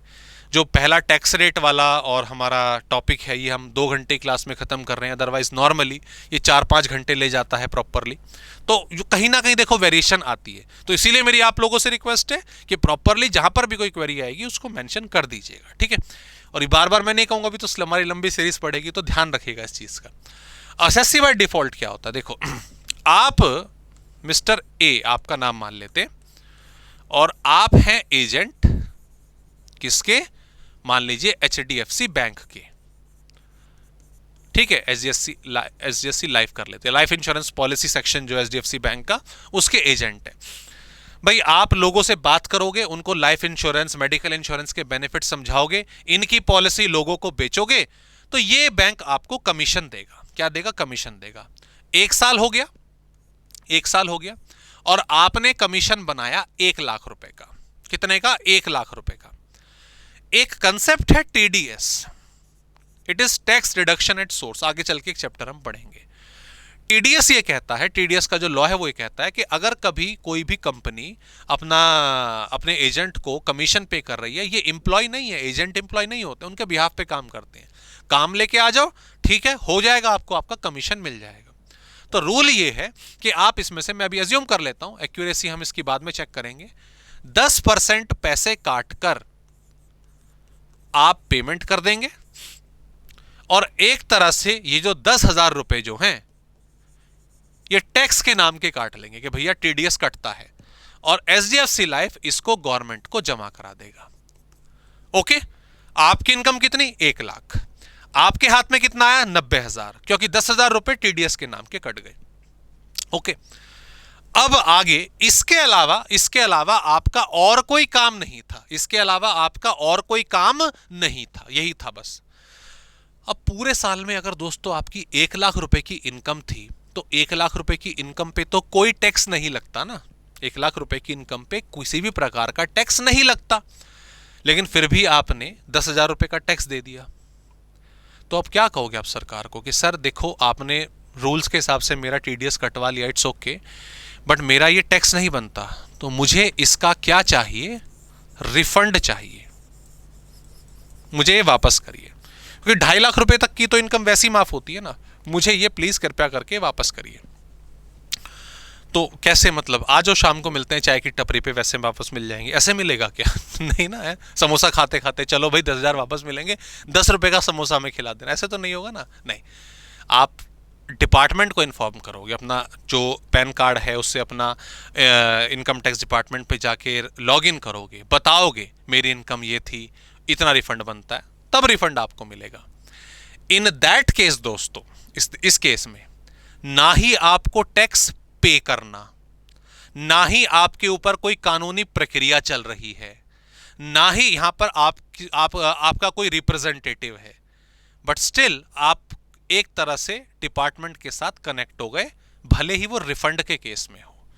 That is what assessee by default या असेसी इन डिफॉल्ट, ये इसका एग्जांपल होता है। ओके, तो उम्मीद करता हूं असेसी का जो मीनिंग है वो काफी हद तक आपको क्लियर हुआ। आगे बढ़ते हैं दोस्तों, अगली डेफिनेशन हमारे सामने आ जाती है पर्सन की। बड़ा सिंपल सा, इसको रीड कर लीजिएगा, आपको समझ आ जाएगा, मैं समझाता हूं इसको। लेकिन टैक्स किसके ऊपर लगेगा? टैक्स किसके ऊपर लगेगा? टैक्स लगेगा पर्सन के ऊपर। किसके ऊपर? पर्सन के ऊपर, इंसान के ऊपर। पर्सन कौन है? पर्सन कोई भी हो सकता है। पर्सन हम जैसे लोग, आम लोग हो सकते हैं, that is individual. Okay, person Hindu undivided family भी हो सकता है। एक कंपनी भी पर्सन हो सकती है, कंपनी के ऊपर भी टैक्स लगेगा। टाटा लिमिटेड, आपका टाटा मोटर्स, रिलायंस है, अडानी है, एचडीएफसीज है, इनके ऊपर भी, सबके ऊपर टैक्स लगेगा। एक पार्टनरशिप फर्म के ऊपर भी टैक्स लगेगा। इसके अलावा लोकल अथॉरिटी, एनडीएमसी वगैरह ये सब जो होती हैं, हर एरिया की म्युनिसिपल अथॉरिटी होती है ना, हर एरिया का जल बोर्ड होता है ना, जैसे मुंबई में बीएमसी है, आपका दिल्ली में एमसीडी है, एनडीएमसी है, तो ये सब लोकल अथॉरिटीज होती हैं। ये भी पर्सन की कैटेगरी पर आती है और इनकी इनकम के ऊपर भी टैक्स लगता है। ऐसे ही यहां पर एसोसिएशन ऑफ पर्सन और बॉडी ऑफ इंडिविजुअल, ये दो शब्द समझ लीजिए। देखिए, एसोसिएशन ऑफ पर्सन और बॉडी ऑफ इंडिविजुअल। ओके, ध्यान दीजिएगा प्लीज। यहां पर मैंने आपको पर्सन की डेफिनेशन बताई, पर्सन बराबर, ये पर्सन है। ओके, और पर्सन के अंदर मैंने आपको बताया इंडिविजुअल्स होते हैं, मैंने आपको बताया एचयूएफ होती हैं, भाई कंपनी भी होती है, इसके अलावा आपका फर्म भी होता है ना, इसके अलावा मैंने आपको बताया लोकल अथॉरिटी भी होती है, ये सब होते हैं। अब मान लीजिए दो या दो से ज्यादा इंडिविजुअल्स मिलकर, सिर्फ इंडिविजुअल्स मिलकर अपनी इनकम को शो करते हैं। जैसे वो हमारा पंडाल वाला केस था, अरिजीत को बुलवा के जो अपने गाना गाया था। तो आप कौन हो? इंडिविजुअल। मैं भी कौन हूं? इंडिविजुअल। हम कंबाइंड हो गए, that is body of individual. आपका एक और दोस्त हमारे साथ जुड़ गया इंडिविजुअल बेसिस पर, that is body of individual. लेकिन मान लीजिए कोई कंपनी और कोई फर्म मिल जाए, या कोई एचयूएफ या कोई लोकल अथॉरिटी मिल जाए, या कोई इंडिविजुअल या कंपनी मिल जाए, तो अब कौन जुड़ रहे हैं? अब पर्सन जुड़ रहे हैं। अब कौन? पर्सन जुड़ रहे हैं। पहले खाली इंडिविजुअल जुड़ रहे थे, that is body of individual. लेकिन जब पर्सन की कैटेगरी में से कोई आपस में कनेक्ट हो, दो या दो से ज्यादा, that is known as what? Association of person. Okay जी, बराबर समझ आ गया। When two or more person combined together for a joint enterprise, और यहां पर सिर्फ इंडिविजुअल आएंगे। ठीक है, बराबर। ऐसे ही every other artificial judicial person, अगर कोई ऊपर नहीं आया, अगर कोई ऊपर की कैटेगरी में नहीं आया, तो उसको छोड़ा नहीं जाएगा टैक्स के दायरे से, उस पर टैक्स लगाया जाएगा डेफिनेटली। उसे हम कहेंगे every other artificial judicial person. जैसे स्कूल्स होते हैं, वो जुडिशियल पर्सन, उनकी स्टैंप काम करती है। बैंक्स हो गए, मंदिर हो गए, मस्जिद हो गए, ऑल दीज आर व्हाट? ये एक ऑब्वियसली जुडिशियल पर्सन है, इनके स्टैंप के तौर पे काम करते हैं। लाइब्रेरीज हो गई, स्पोर्ट्स कॉम्प्लेक्स हो गए, सब एसोसिएशन वगैरह, ये सब आएंगे। ठीक है, अब यहां पर एक एग्जाम्पल भी हमारे सामने है। भाई ये सब बताइए क्या क्या होगा? बड़ा सिंपल सा, आपकी बुक से ही है, मॉड्यूल से ही है। कोलकाता म्युनिसिपल कॉर्पोरेशन, सर अभी आपने बताया ये लोकल अथॉरिटी होती है। ICICI limited, sir limited word लगा दिया, ये कंपनी होगी। मिस्टर विकास मुंद्रा, मिस्टर विकास मुंद्रा, अरे सर ये तो अकेले हैं, ये तो इंडिविजुअल होंगे। रिलायंस इंडस्ट्री लिमिटेड, सर ये वापस से कंपनी आ गई, है ना। A joint family of Vikas, Shrimati Vikas, their son Mohak, sir ये एचयूएफ हो गया, Hindu undivided family. West Bengal council of higher secondary education, sir ये जुडिशियल पर्सन हो गए, अपनी स्टैंप पे काम करते हैं, आपका इंस्टीट्यूट भी एक जुडिशियल पर्सन है। X and Y who are legal heir of Z, Z के लीगल हायर है कंबाइंड करके एक्स और वाई, सर ये बॉडी ऑफ इंडिविजुअल की आप बात कर रहे हो। इस तरीके से ये मेन डेफिनेशंस आपको मालूम होनी चाहिए दोस्तों। Okay that's it. इसके अलावा ये बड़ा सिंपल है, ये है हमारा आपका क्या नाम है, substantial interest of the company. बहुत बार ये आएगा अभी आगे चल के हमारा, जब भी किसी पार्टनरशिप में 20% या उससे ज्यादा प्रॉफिट शेयर हो जाता है, या किसी कंपनी में 20% या उससे ज्यादा की इक्विटी हो जाती है, उसको बोला जाता है सब्सटेंशियल इंटरेस्ट, कि उसका इस कंपनी में अच्छा खासा इंटरेस्ट बना हुआ है। ठीक है, एवरेज रेट ऑफ रिटर्न और मिनिमम मार्जिनल रेट, ये हम अगले वाले टैक्स रेट में पढ़ेंगे, क्योंकि पहले मैं आपको टैक्स रेट बता दूं फिर इन दोनों के बारे में बताऊंगा। ओके, तो चलिए यहां से हम टैक्स रेट वाला पॉइंट शुरू करते हैं। बेसिक जो हमें मालूम होना चाहिए था डेफिनेशन के तौर पे हमने सारा कवर कर लिया है। कोई क्वेरी डाउट है तो आप बताएंगे। टैक्स रेट की शुरुआत करते हैं। तो चलिए दोस्तों, बेसिक का जो कंटेंट है उसको कवर करने के बाद अब हम स्टार्ट करने जा रहे हैं हमारे टैक्स रेट, या फिर आप कह सकते हैं कि इनकम टैक्स कंप्यूटेशन। ओके, देखिए यूजुअली क्या होता है कि जब हम बेसिकली एक पर्टिकुलर असेसी की पूरी इनकम, असेसी वर्ड हम समझ गए हैं बेसिक्स में, कि जिसको लेकर हम कार्यवाही कर रहे हैं, जिसको लेकर हम टैक्स वगैरह कैलकुलेट कर रहे हैं, तो अगर उसके लिए हम इनकम टैक्स निकाल रहे हैं तो इनकम टैक्स कब निकलेगा? जब हम पूरी की पूरी इनकम कैलकुलेट कर लेंगे। ओके, जब हम पूरी की पूरी इनकम कैलकुलेट कर लेंगे। इनकम टैक्स के हिसाब से इनकम कैसे कैलकुलेट होती है वो तो अभी आगे का सिलेबस है। अभी सैलरी है, हाउस प्रॉपर्टी है, ना जाने कितने सारे हेड्स हैं।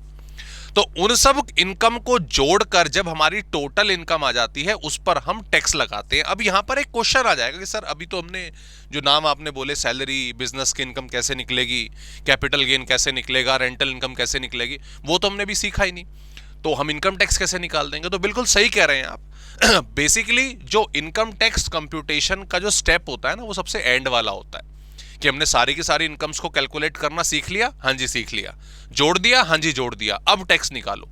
लेकिन क्योंकि टैक्स का सफर ये बहुत लंबा है, और स्टार्टिंग में ही मान लीजिए कोई आपसे पूछ ले कि जी आप क्या पढ़ रहे हो? जी इनकम टैक्स पढ़ रहे हैं। अच्छा, टैक्स कैसे निकलेगा, कैसे कितना इनकम टैक्स बनेगा? तो फिर वो थोड़ा अच्छा नहीं लगता कि भाई हमें मालूम ही नहीं प्रोसेस क्या है, कि स्लैब रेट वगैरह कैसे अप्लाई होते हैं। तो इसीलिए ये जो टॉपिक है ये मैं बेसिकली आपका बेसिक वाले कंटेंट में कराता हूँ, इनिशियली ही करा देता हूँ, कि एटलीस्ट हमें ये आइडिया तो रहे कि इनकम टैक्स कैसे कैलकुलेट होता है, स्लैब रेट कैसे लगता है। बाकी हर चैप्टर में, हाँ यस ऑब्वियसली हर पर्टिकुलर चैप्टर में हम रेगुलर बेसिस पर इनकम टैक्स निकालना सीखेंगे। ओके, तो कुल मिला के बात यह है कि जब हम बेसिकली अपनी टोटल इनकम को ऐड कर लेंगे, टोटल इनकम को कैलकुलेट करना सीख लेंगे, फिर इसके ऊपर बेसिकली हम स्पेसिफिक जो टैक्स रेट्स होते हैं उनको अप्लाई करते हैं और इनकम टैक्स निकालते हैं। ओके, तो अब ये मान के चलेंगे कि हमने टोटल इनकम निकाल ली है, टोटल इनकम हम कैलकुलेट कर चुके हैं। ओके, हाँ, टोटल इनकम कैसे निकलती है? हमारे इनकम के नेचर के बिहाफ पर हम बेसिकली 5 अलग अलग कैटेगरीज में इनकम को डिवाइड करते हैं, और यही आपका सिलेबस है। देखा जाए तो यही आपका मेजर सिलेबस रहेगा जो आपको पूरा का पूरा पढ़ना है। सबसे पहला है आपका सैलरी, ठीक है, एम्प्लॉयर एम्प्लॉय रिलेशनशिप। सैलरी वैसे आप जानते ही होंगे कि भाई लोग जाते हैं अपने पर्टिकुलर एम्प्लॉयर के लिए, ऑर्गेनाइजेशन के लिए काम करते हैं, बदले में उसको मंथली बेसिस के हिसाब से इमोल्यूमेंट्स मिलती रहती हैं। ये चीज क्या है? ये चीज सैलरी है। ओके, और हमारे सिलेबस का एक मेन पार्ट होगा सेक्शन 15 से लेकर सेक्शन 17 तक हम सैलरी के बारे में बात करेंगे। प्लस हाँ, इस वाले चैप्टर में सेक्शन 10 का भी बहुत बड़ा योगदान रहेगा एग्जम्पशन को पढ़ते समय। ठीक है, इसके अलावा रेंटल इनकम, भाई कोई अपनी प्रॉपर्टी से, चाहे वो रेजिडेंशियल हो, कॉमर्शियल हो, रेंटल इनकम जनरेट कर रहा है, रेंट जनरेट कर रहा है, तो that is what income from house property. उसको हम क्या बोलेंगे? Income from house property. ये भी हमारे सिलेबस का मेन पार्ट होगा। सेक्शन 22 से लेकर सेक्शन 27 तक की जो प्रोविजन है वो हाउस प्रॉपर्टी पर एप्लीकेबल है। इसके अलावा सबसे बड़ा हाथी, ये 2 बड़े हाथी हैं, 3 और 4 बेसिकली देखा जाए तो, अच्छा क्वेश्चन इसमें से आता है, profit and gain from business and profession. ठीक है, यहां पर जॉब कर रहे थे ना ऊपर फर्स्ट वाले पॉइंट में, यहां पर अपना बिजनेस है, तो अपने बिजनेस से, अपने प्रोफेशन से किस तरह से इनकम कैलकुलेट होती है ये हम सीखेंगे, और काफी लंबा चौड़ा हिसाब रहेगा इसका। सेक्शन 28 से लेकर 44 तक हम ये जर्नी कवर करेंगे। रही बात कैपिटल गेन की, कैपिटल गेन है सेक्शन 45 से लेकर सेक्शन 55 तक। है क्या? ऊपर बिजनेस भी हो गया, सर रेंटल इनकम भी हो गई, सैलरी भी हो गई। तो कैपिटल गेन क्या है? जब आप अपनी कोई पर्टिकुलर एसेट, आपने बहुत समय पहले एक जमीन का टुकड़ा खरीदा था, तो वो आज बेच दिया, प्रॉफिट पे बेचा होगा। आज से 20 साल पहले, 25 साल पहले आपके फादर साहब ने हो सकता है गोल्ड खरीदा हो, उसको आज बेचा अच्छे दाम पे, तो प्रॉफिट हुआ। तो कुल मिलाकर जब कोई अपनी एसेट बेचकर प्रॉफिट बनाता है, इनकम बनाता है, गेन बनाता है, एसेट से अच्छा वर्ड है कैपिटल एसेट। वो क्या होता है वो समझ जाएंगे, फिलहाल आप एसेट समझ के चल सकते हैं। ओके, तो उसको बेचकर जो प्रॉफिट बनाएगा that is what capital gain. और इन सोर्सेस के अलावा अगर कोई ऐसी इनकम है जो इन कैटेगरीज में नहीं आ रही है, मतलब जैसे मैं एग्जांपल लूं, बैंक का जो इंटरेस्ट है, भाई बैंक में आपने एफडी कराई है, आपका अकाउंट है, उस पर इंटरेस्ट आया। अब वो जो इंटरेस्ट है, ना तो वो सैलरी है, ना वो रेंटल इनकम है, ना वो बिजनेस की इनकम है ना? तो क्या सरकार उस पर टैक्स छोड़ देगी? बिल्कुल नहीं छोड़ेगी, टैक्स उस पर लगेगा, बराबर लगेगा। तो सीधी सी बात है, इनकम फ्रॉम अदर सोर्सेज ये उसकी कैटेगरी होगी।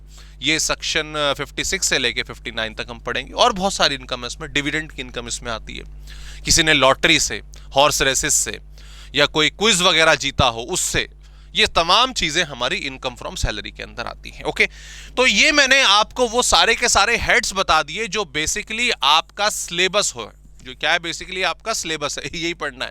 एग्जाम में जो क्वेश्चन बनेंगे ना, मेजरली इनकम टैक्स के 80% क्वेश्चन यहीं से बनेंगे, इन्हीं 5 कैटेगरीज से बनेंगे। ओके, तो इन सब को जब हम जोड़ देते हैं, salary, house property, PGBP, capital gain, other sources, इन सब का टोटल कर दिया, तो वो बन जाती है आपकी ग्रॉस टोटल इनकम। उसे हम क्या बोल देते हैं दोस्तों? Gross total income.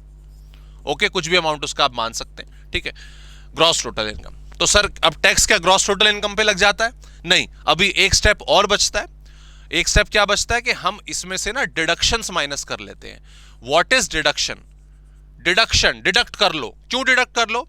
गवर्नमेंट की बहुत सारी स्कीम्स हैं भाई, आपने एफडी कराई हुई है, आपने एलआईसी का प्रीमियम लिया है, आपने हेल्थ इंश्योरेंस लिया है, आपने मेडिकल इंश्योरेंस लिया है, आपने किसी स्पेसिफिक गवर्नमेंट इन्वेस्टमेंट की स्कीम में पैसे इन्वेस्ट करें, तो गवर्नमेंट मौका देती है अपना टैक्स बचाने के लिए। ओके, जैसे फैमिली में बहुत बार आपने सुना होगा कि बैंक एफडी करा लो, टैक्स बच जाएगा, लोन ले लो, हाउसिंग लोन ले लो, आपका इंटरेस्ट बच जाएगा, टैक्स बच जाएगा। इस तरह की उन तमाम चीजों को डिडक्शन कहते हैं। इसका भी एक चैप्टर हम पढ़ेंगे। ओके, और फाइनली तो मान लीजिए कुछ भी अमाउंट हो सकता है, मान लीजिए ग्रॉस टोटल इनकम 10 लाख की थी और डिडक्शन आपकी 2 लाख की थी, तो माइनस करने के बाद जो अमाउंट आता है दोस्तों, इसको हम कह सकते हैं नेट टैक्सेबल इनकम। लेकिन जो वर्ड लॉ में लिखा हुआ है वो है total income, that is the final income. Okay, ये जो अमाउंट है, फाइनली हम उस अमाउंट पर आ गए हैं जो जिसके ऊपर टैक्स लगाया जाएगा, जिसके ऊपर टैक्स लगाया जाएगा। तो सबको जोड़ा, ग्रॉस टोटल इनकम आ गई। टैक्स बचाने के सारे तरीके देख लिए, उसको माइनस कर दिया, फिर अमाउंट आ गया, और इस वाले अमाउंट पर बेसिकली हम अपना जो टैक्स है वो अप्लाई करेंगे, इस इनकम के ऊपर टैक्स कैलकुलेट होगा। ठीक है, तो ये तो इंट्रोडक्टरी पार्ट हो गया। इस वाले कंटेंट का मसला अब शुरू होता है कि सर हम टैक्स कैसे कैलकुलेट करेंगे, टैक्स कैसे लगाएंगे। तो आइए स्लैब रेट्स पर जाने से पहले जरा थोड़ी चीज मैं आपको डिस्कस कर लेता हूं। जो बेसिकली आपके टैक्स रेट्स हैं, जो मतलब जिसको हम कहेंगे कि भाई टैक्स कैलकुलेट करिए, तो उसके लिए हमें स्लैब रेट्स को फॉलो करना पड़ता है। किसको फॉलो करना पड़ता है? स्लैब रेट्स को। क्या स्लैब रेट क्या होता है पता चल जाएगा अभी। आज से अगर मैं 3-4 साल पहले 2021 से पहले की अगर बात करूं, तो एक सिंपल एक नॉर्मल स्लैब रेट होता था, उसी के हिसाब से टैक्स कैलकुलेट होते थे। हर ईयर बजट पेश होता था, उन स्लैब रेट्स में चेंज हो जाता था, और हाँ अब ठीक है, और उसके हिसाब से अपना टैक्स कैलकुलेट होते थे। हुआ क्या, 21-22 में गवर्नमेंट ने एक और स्लैब रेट का प्रोविजन रख दिया अपने बजट में, और अपने टैक्स पेयर्स को, एसएससीज को, देश की जनता को 2 अलग अलग स्लैब रेट्स दे दिए, 2 अलग अलग तरीके दे दिए टैक्स कैलकुलेट करने के। अब उस नए टैक्स सिस्टम, उस या कहिए उस नए टैक्स स्लैब रेट की वजह से टैक्स कंप्यूटेशन में हमें 2 अलग अलग चीजों का ध्यान रखना है, 2 अलग अलग स्लैब रेट्स का ध्यान रखना है। ये 2 अलग अलग क्या है मैं आपको बता देता हूं। देखिए ध्यान दीजिए, जो पुराना सिस्टम चला आ रहा है, ओके, उसे कहा जाता है ओल्ड टैक्स रिजीम। उसे हम क्या कहते हैं? ओल्ड टैक्स रिजीम, बराबर। जो पुराना सिस्टम चलता आ रहा है। और जो नया वाला सरकार ने निकाला, दूसरा वाला सरकार ने निकाला, उसे कहा जाता है alternative tax regime. Alternative tax regime, या उसे हम न्यू टैक्स रिजिम भी कह देते हैं। और इस साल का जो बजट आया था बेसिकली, जो आपके एग्जाम में हालांकि एप्लीकेबल नहीं है, लेकिन इसके लिए एक नया वर्ड अक्सर सुनने को मिला आपके बजट में भी और आपके क्या नाम है न्यूज में भी, वो था आपका concessional tax regime. Concessional tax regime, ठीक है। तो इसको एटीआर बोलो, एनटीआर बोलो, सीटीआर बोलो, एक ही बात है, ठीक है। ओल्ड टैक्स रिजिम ये है। सर दोनों में डिफरेंस क्या है? जो मेन मुद्दा हमारा अंडरस्टैंडिंग का है, इन दोनों में डिफरेंस क्या निकल के आता है। तो देखिए अभी दोस्तों मैंने क्या बताया आपको, अभी जो मैंने सिस्टम बताया, आप क्या करते हो, आप पांचों हेड को जोड़ देते हो और पांचों हेड को जोड़ने के बाद आपकी जीटीआई आ जाती है, ग्रॉस टोटल इनकम, बराबर। इसके बाद आपको यहां पर डिडक्शंस मिलते हैं। डिडक्शंस को माइनस करने के बाद आपकी नेट टैक्सेबल इनकम या टोटल इनकम आ जाती है और इस पर हम अपने टैक्स रेट्स अप्लाई कर देते हैं। यही चीज है, यही बताया मैंने आपको, बिल्कुल ये सिस्टम है। अब इसमें एक एग्जांपल के तौर पे समझिए, यहां पर मान लीजिए किसी की 10 लाख रुपए की ग्रॉस टोटल इनकम है। ओके, ग्रॉस टोटल इनकम है कितनी? 10 लाख रुपए। डिडक्शंस अगर मैं देखूं, मान लो उस आदमी ने बहुत अच्छे तरीके से अपनी टैक्स प्लानिंग करी और 4 लाख रुपए की डिडक्शंस क्लेम करी अलग अलग कैटेगरी से। होम लोन, बहुत सारी डिडक्शंस होती हैं। 80C में जाके उसने मतलब सेक्शन 80 बोलो पूरा का पूरा, उसमें जाके उसने अपना LIC भी कराई, उसने हेल्थ इंश्योरेंस भी लिया, उसने म्यूचुअल फंड में पैसा लगाया, उसने अपने पेरेंट्स का मेडिकल इंश्योरेंस भी करवाया। बहुत अलग अलग तरीके से उसने 4 लाख रुपए की डिडक्शन क्लेम कर ली। तो कुल मिला के सीधी सी बात है, यहां पर 6 लाख रुपए की हमारी टैक्सेबल इनकम आई। तो आप समझ सकते हैं कि डिडक्शन 4 लाख, ठीक है, उसने इस इंसान का बहुत ज्यादा टैक्स बचाया होगा। कहां पहले 10 लाख पे टैक्स लग रहा था, कहां अब सिर्फ आपका 6 लाख पे टैक्स लगेगा। तो डिडक्शन ने टैक्स बचाने में बहुत ज्यादा हेल्प करी, बराबर। अच्छा जी, ठीक है, सारी तो अच्छी बात है, बहुत बढ़िया बात है। इधर अगर मैं आता हूं, इस तरफ अगर मैं आता हूं, भाई ग्रॉस टोटल इनकम आ गई इंसान की।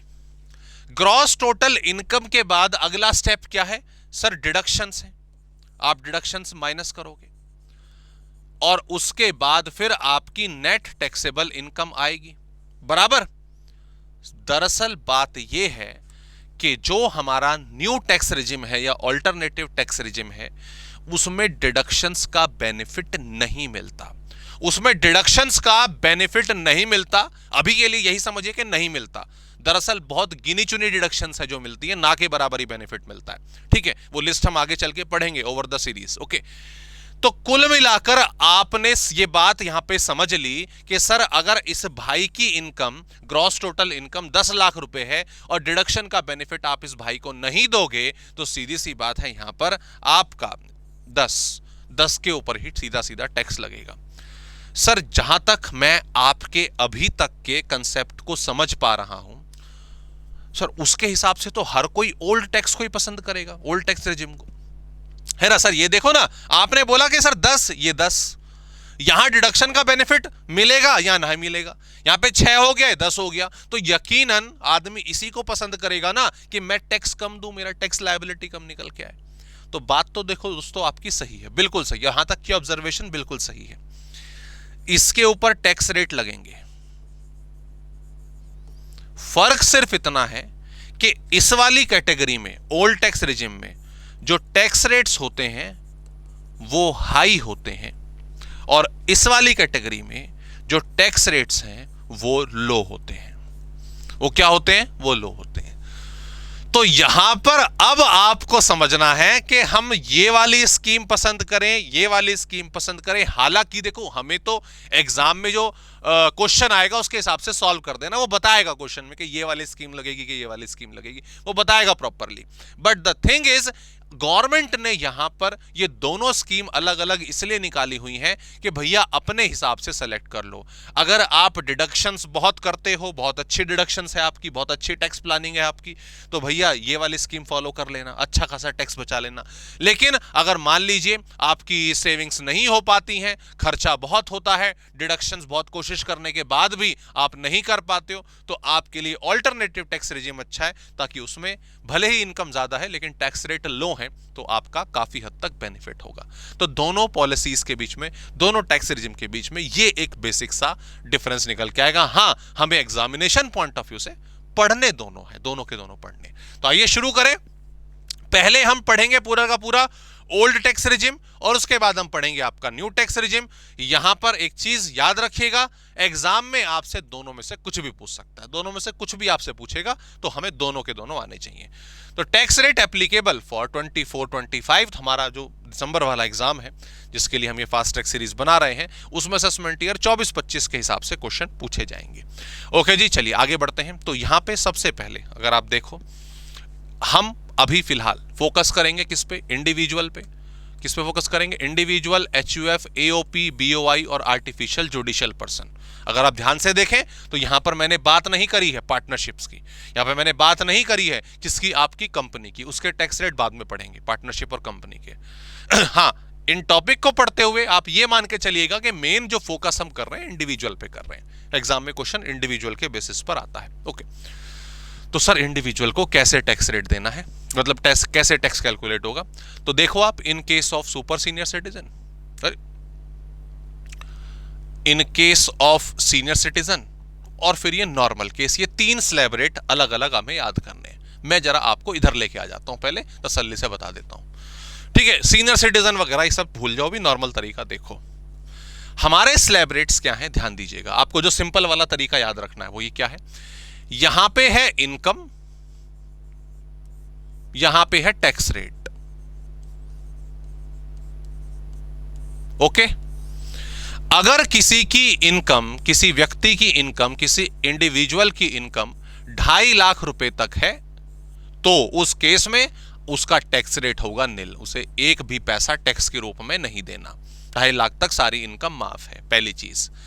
लेकिन अगर किसी की इनकम 2.5 लाख से क्रॉस कर जाती है, तो उसके 2.5 लाख से लेकर 5 लाख वाले हिस्से पर 5% का टैक्स रेट लगेगा। कितने का? 5% का। अभी हम ओल्ड टैक्स रिजिम पढ़ रहे हैं। अगर किसी की इनकम 5 लाख से भी क्रॉस कर जाती है, तो 5 लाख से 10 लाख वाले हिस्से पर 20% का टैक्स रेट लगेगा। मैंने आपको बताया, ओल्ड टैक्स रिजिम में टैक्स रेट बहुत तेजी से, हाई स्पीड से आगे बढ़ते हैं। तो 5 लाख तक 5% से 5 कूदते ही सीधा 20% पे पहुंच गया। और अगर किसी व्यक्ति की इनकम आपकी 10 लाख से भी ऊपर हो जाती है, तो उस केस में उसको 30% के हिसाब से टैक्स रेट देना पड़ता है उस हिस्से पर। ठीक है, इसके डिटेल्ड प्रेजेंटेशन नोट्स में है, लेकिन फिलहाल अभी इस पर नजर रखो। कैसे निकलेगा टैक्स मैं बताता हूं आपको। ये कंप्लीट हो गया, ये स्लैब रेट याद हो गया। हाँ जी सर, 2.5 लाख तक आपने माफ बताया, 2.5 से 5 आपने 5 बताया, 5 से 10 20 और 10 से ऊपर 30 याद भी हो गया। अब टैक्स कैसे कैलकुलेट करना है, आइए उस पर भी जरा नजर डाल दें। अगर किसी व्यक्ति की इनकम 8 लाख रुपए है, अगर किसी व्यक्ति की इनकम 8 लाख रुपए, तो सर 8 लाख आपने बोला 5, ये 8 लाख जो है 5 से 10 के बीच में आ रहा है, 20%, यानी कि सीधा 20% के हिसाब से आप निकाल दोगे। सर 1,60,000 रुपए टैक्स हो गया। नहीं, ऐसे नहीं होता, ये गलत है, ऐसे नहीं करना है। ओके, एकदम से इमीडिएटली भावनाओं में आके स्लैब की इस तरीके से हमें नहीं करना है। दरअसल कैसे कैलकुलेट होगा, आइए ध्यान दीजिए। इनकम कितनी मानी हमने? 8 लाख। तो पहले ये देखिए कि जो आपका 8 लाख का स्लैब है, जो 8 लाख की कैटेगरी है, सॉरी, वो कौन से लेवल पर आ रही है? 1 2 3, सर तीसरे लेवल तक आ रही है। कितने तक आ रही है? तीसरे लेवल तक आ रही है। नाउ इस 8 लाख रुपए के ऊपर कैसे टैक्स निकलेगा, ध्यान दीजिए। First, up to 2.5 lakh, up to 2.5 lakh, इस 8 लाख में से पहले 2.5 लाख रुपए का हिस्सा, उस पर हमारा जो रेट है वो क्या है? सर वो है निल।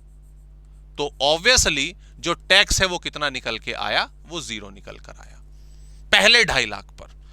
हमें ये नहीं करना कि 8 लाख सीधा इस कैटेगरी में तो सर 20%, नहीं, उस 8 लाख के टुकड़े करेंगे। उस 8 लाख का पहला 2.5 लाख, उस 8 लाख का पहला 2.5 लाख नील है, कोई टैक्स नहीं देना। इसके बाद नेक्स्ट 2.5 लाख, अगले 2.5 लाख। ये 2.5 लाख कैसे हैं? ये कौन से 2.5 लाख हैं? ये 2.5 लाख हैं ये वाले से लेकर 5 लाख तक वाले, ये वाला जो हिस्सा है, ये वाला जो टुकड़ा है, 2.5 लाख से 5 लाख, 2.5 लाख ही तो हुआ। तो कितना हो गया सर? इसका टैक्स रेट है 5%, तो 5% ऑफ 2.5 लाख ये हो जाता है आपका 12,500, 12,500। Okay, done. और फाइनली तीसरा हिस्सा जो उसका बना 5 लाख से ऊपर, 5 से 10 पर 20% है, लेकिन उसकी तो 8 लाख ही है ना, तो लास्ट 3 लाख रुपए। ये 3 लाख रुपए कैसे आए? 5 लाख 1 रुपए से आपके 8 लाख तक। इस पर टैक्स रेट कितना है? 20%। तो 3 लाख का 20% यानी कि 60,000 रुपए, और इसको आपने जब टोटल करा तो ये अमाउंट हमारा आ जाता है 72,500। ये टैक्स कैलकुलेट होगा। सोचो 8 लाख पे सीधा 20%, हमारा कितना आ रहा था? 1,60,000 रुपए आ रहा था। तो ऐसे नहीं करना है, हमें slab rate apply income level के हिसाब से ही करना है। ओके, क्लियर हो गया? अंत में क्या होता है इतना निकलने के बाद?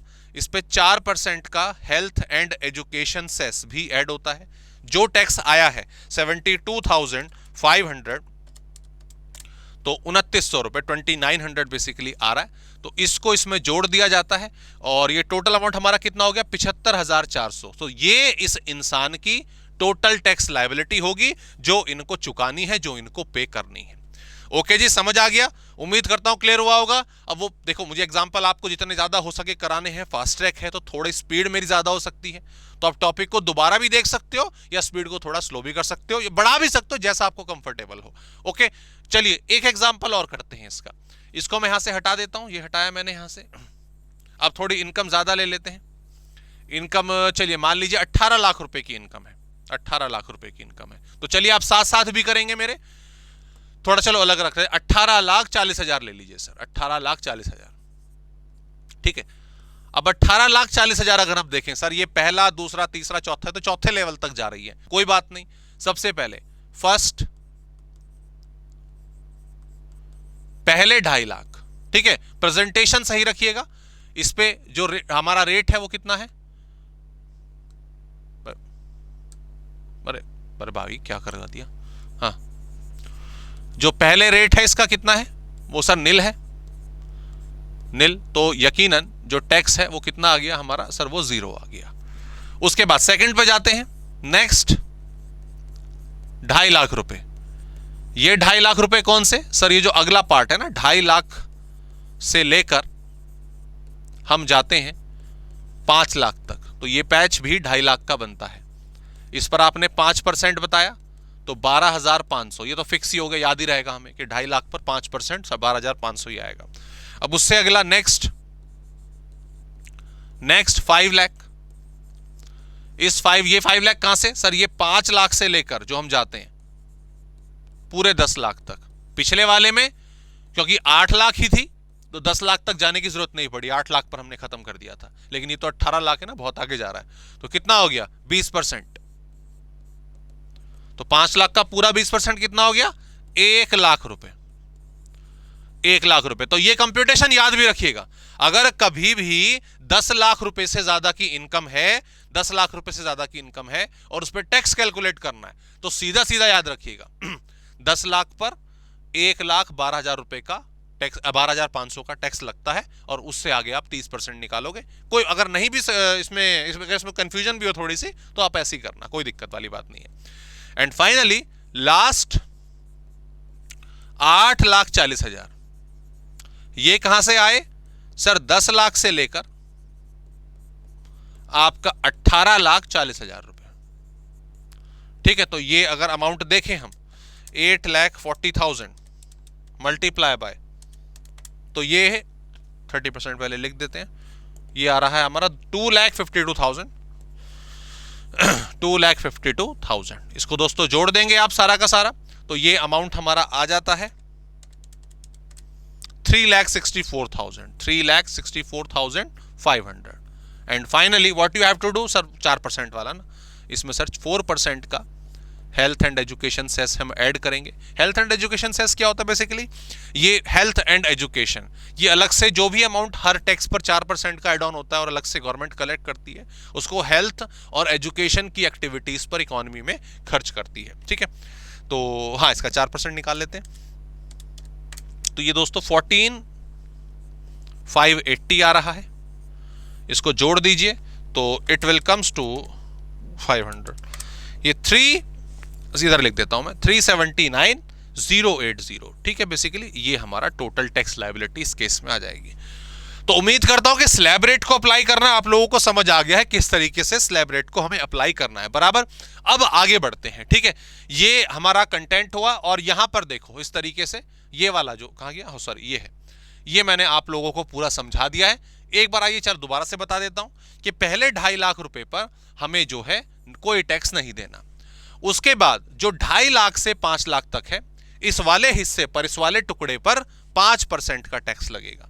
ओके, उसके बाद 5 लाख से जो 10 लाख का है उस पर 20% का लगेगा। और ये देखिए 12,500 यहां पे अलग से लिखा हुआ है। ये वाला, ये इस वाले पैच में मैक्सिमम टैक्स कितना हो सकता है, 12,500, वो आपने निकाला भी, तो उतना तो लगेगा ही लगेगा ना, तो वो लगेगा प्लस बाकी पर 20% निकाल देना। और फाइनली उसके बाद 10 लाख से ऊपर अगर आप चले जाते हो तो उस हिस्से पर 30% का लगेगा। और जैसा कि आप यहां देख रहे हैं, मैंने बताया था 1,12,500 इतने का तो देना ही पड़ेगा हमें टैक्स। क्लियर? तो ये हमारा हो गया कंप्लीट, हमारा slab rate old tax regime के हिसाब से जो नॉर्मली सबसे ज्यादा अप्लाई होता है। ओके, इसके अलावा, इस वाले स्लैब रेट के अलावा इंडिविजुअल्स के लिए या आप कहीं एचयूएफ वगैरह के लिए दो अंडरस्टैंडिंग वाले स्लैब रेट्स और होते हैं, वो ये हैं। और ये देखा जाए तो कायदे से हमारे बेसिकली इंडिविजुअल्स पर लागू होते हैं। वो ये कि अगर मान लीजिए वो इंडिविजुअल जिसके लिए भी आपने 2.5 लाख, 5 लाख, 10 लाख का स्लैब रेट लगाया था, अगर वो सीनियर सिटीजन हो जाता है, सीनियर सिटीजन से मतलब कि भाई 60 साल या उससे ज्यादा की एज उसकी हो जाती है, तो क्वेश्चन में दे सकता है आपको। ओके, 60 साल से उम्र उसकी ज्यादा हो जाती है, 60 साल या उससे ज्यादा हो जाती है, और साल में कभी भी अगर वो 60 साल से, अगर मान लीजिए मार्च के महीने में बर्थडे उसका आया, ओके, तो भी वो पूरे साल के लिए सीनियर सिटीजन माना जाएगा। डेज की ऐसा मत करिएगा कि इतने दिन के लिए उसको नॉर्मल मानेंगे, इतने दिन के लिए सीनियर मानेंगे, नहीं, पूरे साल भर के लिए होगा। उसमें कुछ चेंज नहीं है, सिर्फ छोटा सा चेंज है, बड़ा प्यारा सा चेंज है। सीनियर सिटीजन, दवाइयों का खर्चा थोड़ा ज्यादा है, तो इनकी 3 लाख रुपए तक की इनकम को नील बोला गया है। वैसे कितनी थी, 2.5 लाख, इनकी बढ़ाकर कितनी कर दी, आपकी 3 लाख कर दी। ओके, और वही 3 से 5 पर वही 5% रहेगा। उसके बाद सेम है 20%, 30%। मतलब जो इनिशियली आपका एग्जेम्प्टेड अमाउंट था, कितना था सर, 2.5 लाख रुपए, सर उसको बढ़ाकर 3 लाख रुपए कर दिया, दैट्स इट। लेकिन अगर आदमी सुपर सीनियर सिटीजन हो जाए, क्या हो जाए, सुपर सीनियर सिटीजन, ये कौन होते हैं, 80 साल वाले, 80 ईयर्स वाले। ओके, क्लियर, 80 ईयर्स वाले, उस केस में इनका दवाइयों का खर्चा और ज्यादा बढ़ जाता है भैया, तो इनको 5 लाख रुपए तक कोई टैक्स नहीं देना। कितना, 5 लाख रुपए तक इनको कोई टैक्स नहीं देना है। हाँ, उसके बाद सेम है, इसका 5 से 10 पर सीधा 20% और 10 से ऊपर पर सीधा 30%। इनका जो 5% वाला था वो गायब कर दिया, 5 लाख तक सीधा नहीं लिया, उसके बाद फिर 20% एप्लीकेबल होगा। ओके जी, हाँ जी सर। हाँ, अब देखो जरा एक चीज समझिए, हमने पहले पढ़ा सर 2.5 लाख का स्लैब रेट, 2.5 से 5, 5 से 10 और 10 से ऊपर, बराबर। फिर हमने सीनियर सिटीजन्स को और सुपर सीनियर सिटीजन्स को एक बेनिफिट दे दिया कि आपका टैक्स 3 लाख की इनकम तक नहीं लगेगा और आपका टैक्स 5 लाख की इनकम तक नहीं लगेगा। अब ये बेनिफिट है या नुकसान है? अगर कोई इंसान सुपर सीनियर सिटीजन है या सीनियर सिटीजन है, उसके लिए अच्छी बात है, बुरी बात है? सर ऑब्वियसली अच्छी बात है, उन्हें टैक्स कम देना पड़ेगा। तो ये जो अच्छी बात है, ये जो बेनिफिट है, ये हर किसी को नहीं मिलता। ये सिर्फ उन्हीं बुजुर्गों को मिलेगा जो हमारे देश के रेजिडेंट होंगे। कहां गया, हाँ, रेजिडेंट, जो हमारे देश के रेजिडेंट होंगे। ओके भाई, मोदी जी को मिलेगा, ठीक है, अमित शाह जी को मिलेगा अगर वो सीनियर सिटीजन हो गए, सोनिया गांधी जी को मिलेगा। लेकिन कल को यहाँ पे भैया वो जो बाइडेन आ जाए कि भाई मेरी उम्र है 90 साल और मेरा टैक्स माफ कर दो 5 लाख तक, तो नहीं, ऐसा नहीं चल भैया। आप बाहर के आदमी हो, आप अगर इनकम इंडिया में जनरेट करोगे तो 2.5 लाख वाला ही स्लैब रेट लगेगा। इस चीज को ध्यान रखिएगा, ये बेनिफिट सिर्फ भारत के रेजिडेंट के लिए ही अवेलेबल है, चाहे वो सीनियर हो या सुपर सीनियर हो। ओके जी, तो उम्मीद करता हूं तीनों स्लैब रेट हमें क्लियर हो गए तरीके से। मेन 2.5 लाख वाला है। अब इन स्लैब रेट से रिलेटेड जो छोटी मोटी बातें हैं, अंडरस्टैंडिंग वाली बातें हैं, आइए उन्हें जरा समझ लेते हैं। इसमें से सबसे पहली चीज आती है हमारी rebate under section 87A। Rebate under section 87A ये आती है। व्हाट इज दिस, समझिए सबसे पहली बात। तो पहली बात, रिबेट। रिबेट का मतलब छूट, छूट मतलब बेनिफिट, फायदा। तो फायदे की बात मैंने भी बताई, फायदा किसको मिलेगा? सिर्फ भारत के लोगों को मिलेगा। तो ये जो रिबेट है सिर्फ रेजिडेंट को मिलती है, और वो भी इंडिविजुअल, वो भी इंडिविजुअल। ये कह रही है, रिबेट कह रही है कि अगर किसी पर्टिकुलर रेजिडेंट इंडिविजुअल की इनकम 5 लाख से क्रॉस नहीं हो रही, आई रिपीट 5 लाख से क्रॉस नहीं हो रही, अभी 2.5 लाख तक जीरो था, 2.5 से 5% था, उससे ऊपर 20 था। लेकिन अगर कोई रेजिडेंट इंडिविजुअल कमा रहा है और वो 5 लाख से ज्यादा नहीं कमा रहा, तो वो ये कह रहे हैं कि उन्हें उनके टैक्स में छूट दे दो, उनको टैक्स में छूट दे दो। कितनी छूट दे दो? Up to 12,500।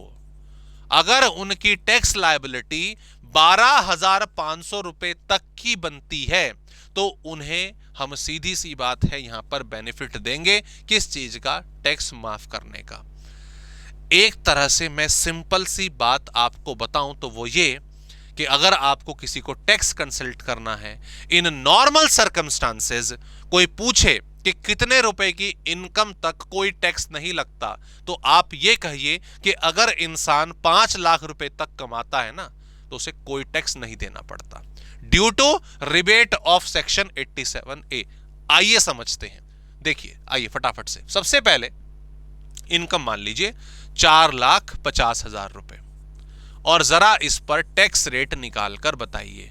तो सर नॉर्मल तरीके से जैसे अभी आपने सिखाया, फर्स्ट 2,50,000, ठीक है, मैं नॉर्मल रेजिडेंट मान रहा हूं, ठीक है, मैं मतलब नॉर्मल से मेरा मतलब है कि 60 साल से कम का मैं मान रहा हूं, वो सीनियर सिटीजन वगैरह वाला रूल नहीं लगा रहा। तो अप टू फर्स्ट 2,50,000 तक क्या रेट एप्लीकेबल होता है? सर आपने बोला कोई रेट नहीं है, नील है। तो ठीक है, तो टैक्स कितना बना? टैक्स सर इनका हो गया 0। उसके बाद 4.5 लाख तो यहीं पे ही खत्म हो गया। लास्ट, फर्स्ट और लास्ट आया इसमें तो 2.5 लाख, सॉरी माफ कीजिएगा, कितना हुआ? 2.5 लाख से 4.5 लाख, 2 लाख रुपए। ये कैसे आया आपका? सर 2.5 लाख से लेकर 2.5 लाख 1 रुपए से लेकर आपका 4.5 lakh. So that comes to 5%, और सर उसके हिसाब से 10,000 माफ कीजिएगा 10,000 रुपए आ जाता है। तो इनकी जो लायबिलिटी है वो 10,000 रुपए है। ओके सर, इस पे सेस लगा दे? नहीं, सेस नहीं, सेस बिल्कुल लास्ट वाला स्टेप होता है। अब यहां पर ये मिस्टर ए हैं, मिस्टर ए की 4.5 लाख रुपए की इनकम थी, 10,000 रुपए इनका टैक्स निकल कर आया, ये भरने ही जा रहे थे, रास्ते में आप मिल गए इन्हें, रास्ते में आप मिल गए। आपने बोला अरे अंकल जी कहाँ जा रहे हो जी? टैक्स जमा कराने। अरे कितना टैक्स? ये देखो 10,000 रुपए मेरे पास जमा कराने जा रहा हूँ। 10,000 रुपए, 10,000 रुपए कैसे टैक्स दे रहे हो? उन्होंने बताया ऐसे ऐसे। कह रहे अरे अंकल जी मेरे को पार्टी दे दो। कैसे दे दो? वो कह रहे हैं पार्टी क्यों दे दूं? कि इसलिए कि अगर आपकी इनकम 5 लाख रुपए से कम है ऑलरेडी, तो अगर कोई भी 5 लाख रुपए तक आपका कमाता है, 5 लाख से ज्यादा नहीं, 5 लाख तक कमाता है, सरकार कहती है उसे रिबेट मिल जाएगी। किसमें? 87A में। उसे कोई टैक्स नहीं भरना। कितने रुपए तक का? कितने रुपए? सर 12,500 रुपए तक। कितना? 12,500 तक। लेकिन इसका तो 10 ही है, तो क्या बोला है? अप टू 12,500, तो 10,000 का ही मिलेगा। ऐसा नहीं कि नेगेटिव में आ जाएगा, और आपका टैक्स हो जाएगा नील। आपको कोई भी टैक्स लायबिलिटी पे करने की आवश्यकता नहीं है। बड़ा सिंपल सा केस, ठीक है। ऐसे ही दूसरा एग्जांपल ले लो। चलो इसमें मैं एक एग्जांपल और देता हूं कि मान लीजिए सर अगर एग्जैक्ट 5 लाख रुपए होती, एग्जैक्ट 5 लाख रुपए होती तो सर ये जीरो हो गया, पहला भला 2.5 लाख। इसके बाद ये वाला पैच मेरा कितना हो गया सर, ये 2.5 लाख का हो गया। 2.5 लाख से 5 लाख, पूरा 2.5 लाख, 2.5 लाख से 5 लाख। इस पर 5% तो 12,500 रुपए की टैक्स लायबिलिटी आई, 12,500 रुपए। अब रिबेट कितना मिलेगा सर, पूरे 12,500 रुपए का मिलेगा। तो ये कितना हो गया, ये भी निल हो गया। ओके, तो आपके मन में ये सवाल यहां पे आ सकता है कि सर फिर गवर्नमेंट ने ये अप टू 12,500 रुपए क्यों बोला? जब हम टैक्स कैलकुलेट करके देख रहे हैं 5 लाख पर ही देख रहे हैं, तो पूरा का पूरा माफ हो जा रहा है, यहां पे पूरा का पूरा हमारा माफ हो जा रहा है।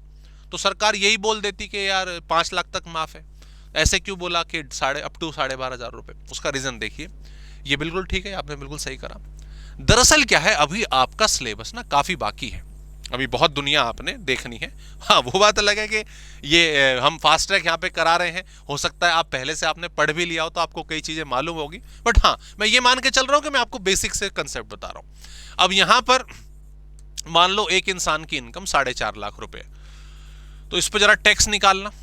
अरे सर क्या हो गया आपको, अभी तो निकाला था टैक्स, अभी तो निकाला हमने, ये अभी आपका क्या नाम है 4.5 लाख पे कितना निकाला, 10,000 रुपए निकाला था और माफ भी कर दिया था।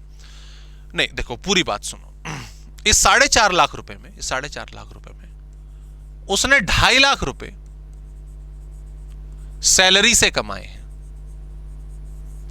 सैलरी से कमाए हैं, और बाकी 2 लाख रुपए कैपिटल गेन से कमाए हैं। ठीक है, किससे? कैपिटल गेन से कमाए हैं, लॉन्ग टर्म कैपिटल गेन से कमाए हैं। ठीक है, लॉन्ग टर्म क्या है, अगर वो नहीं आपने समझा कोई बात नहीं, भी कैपिटल गेन समझो।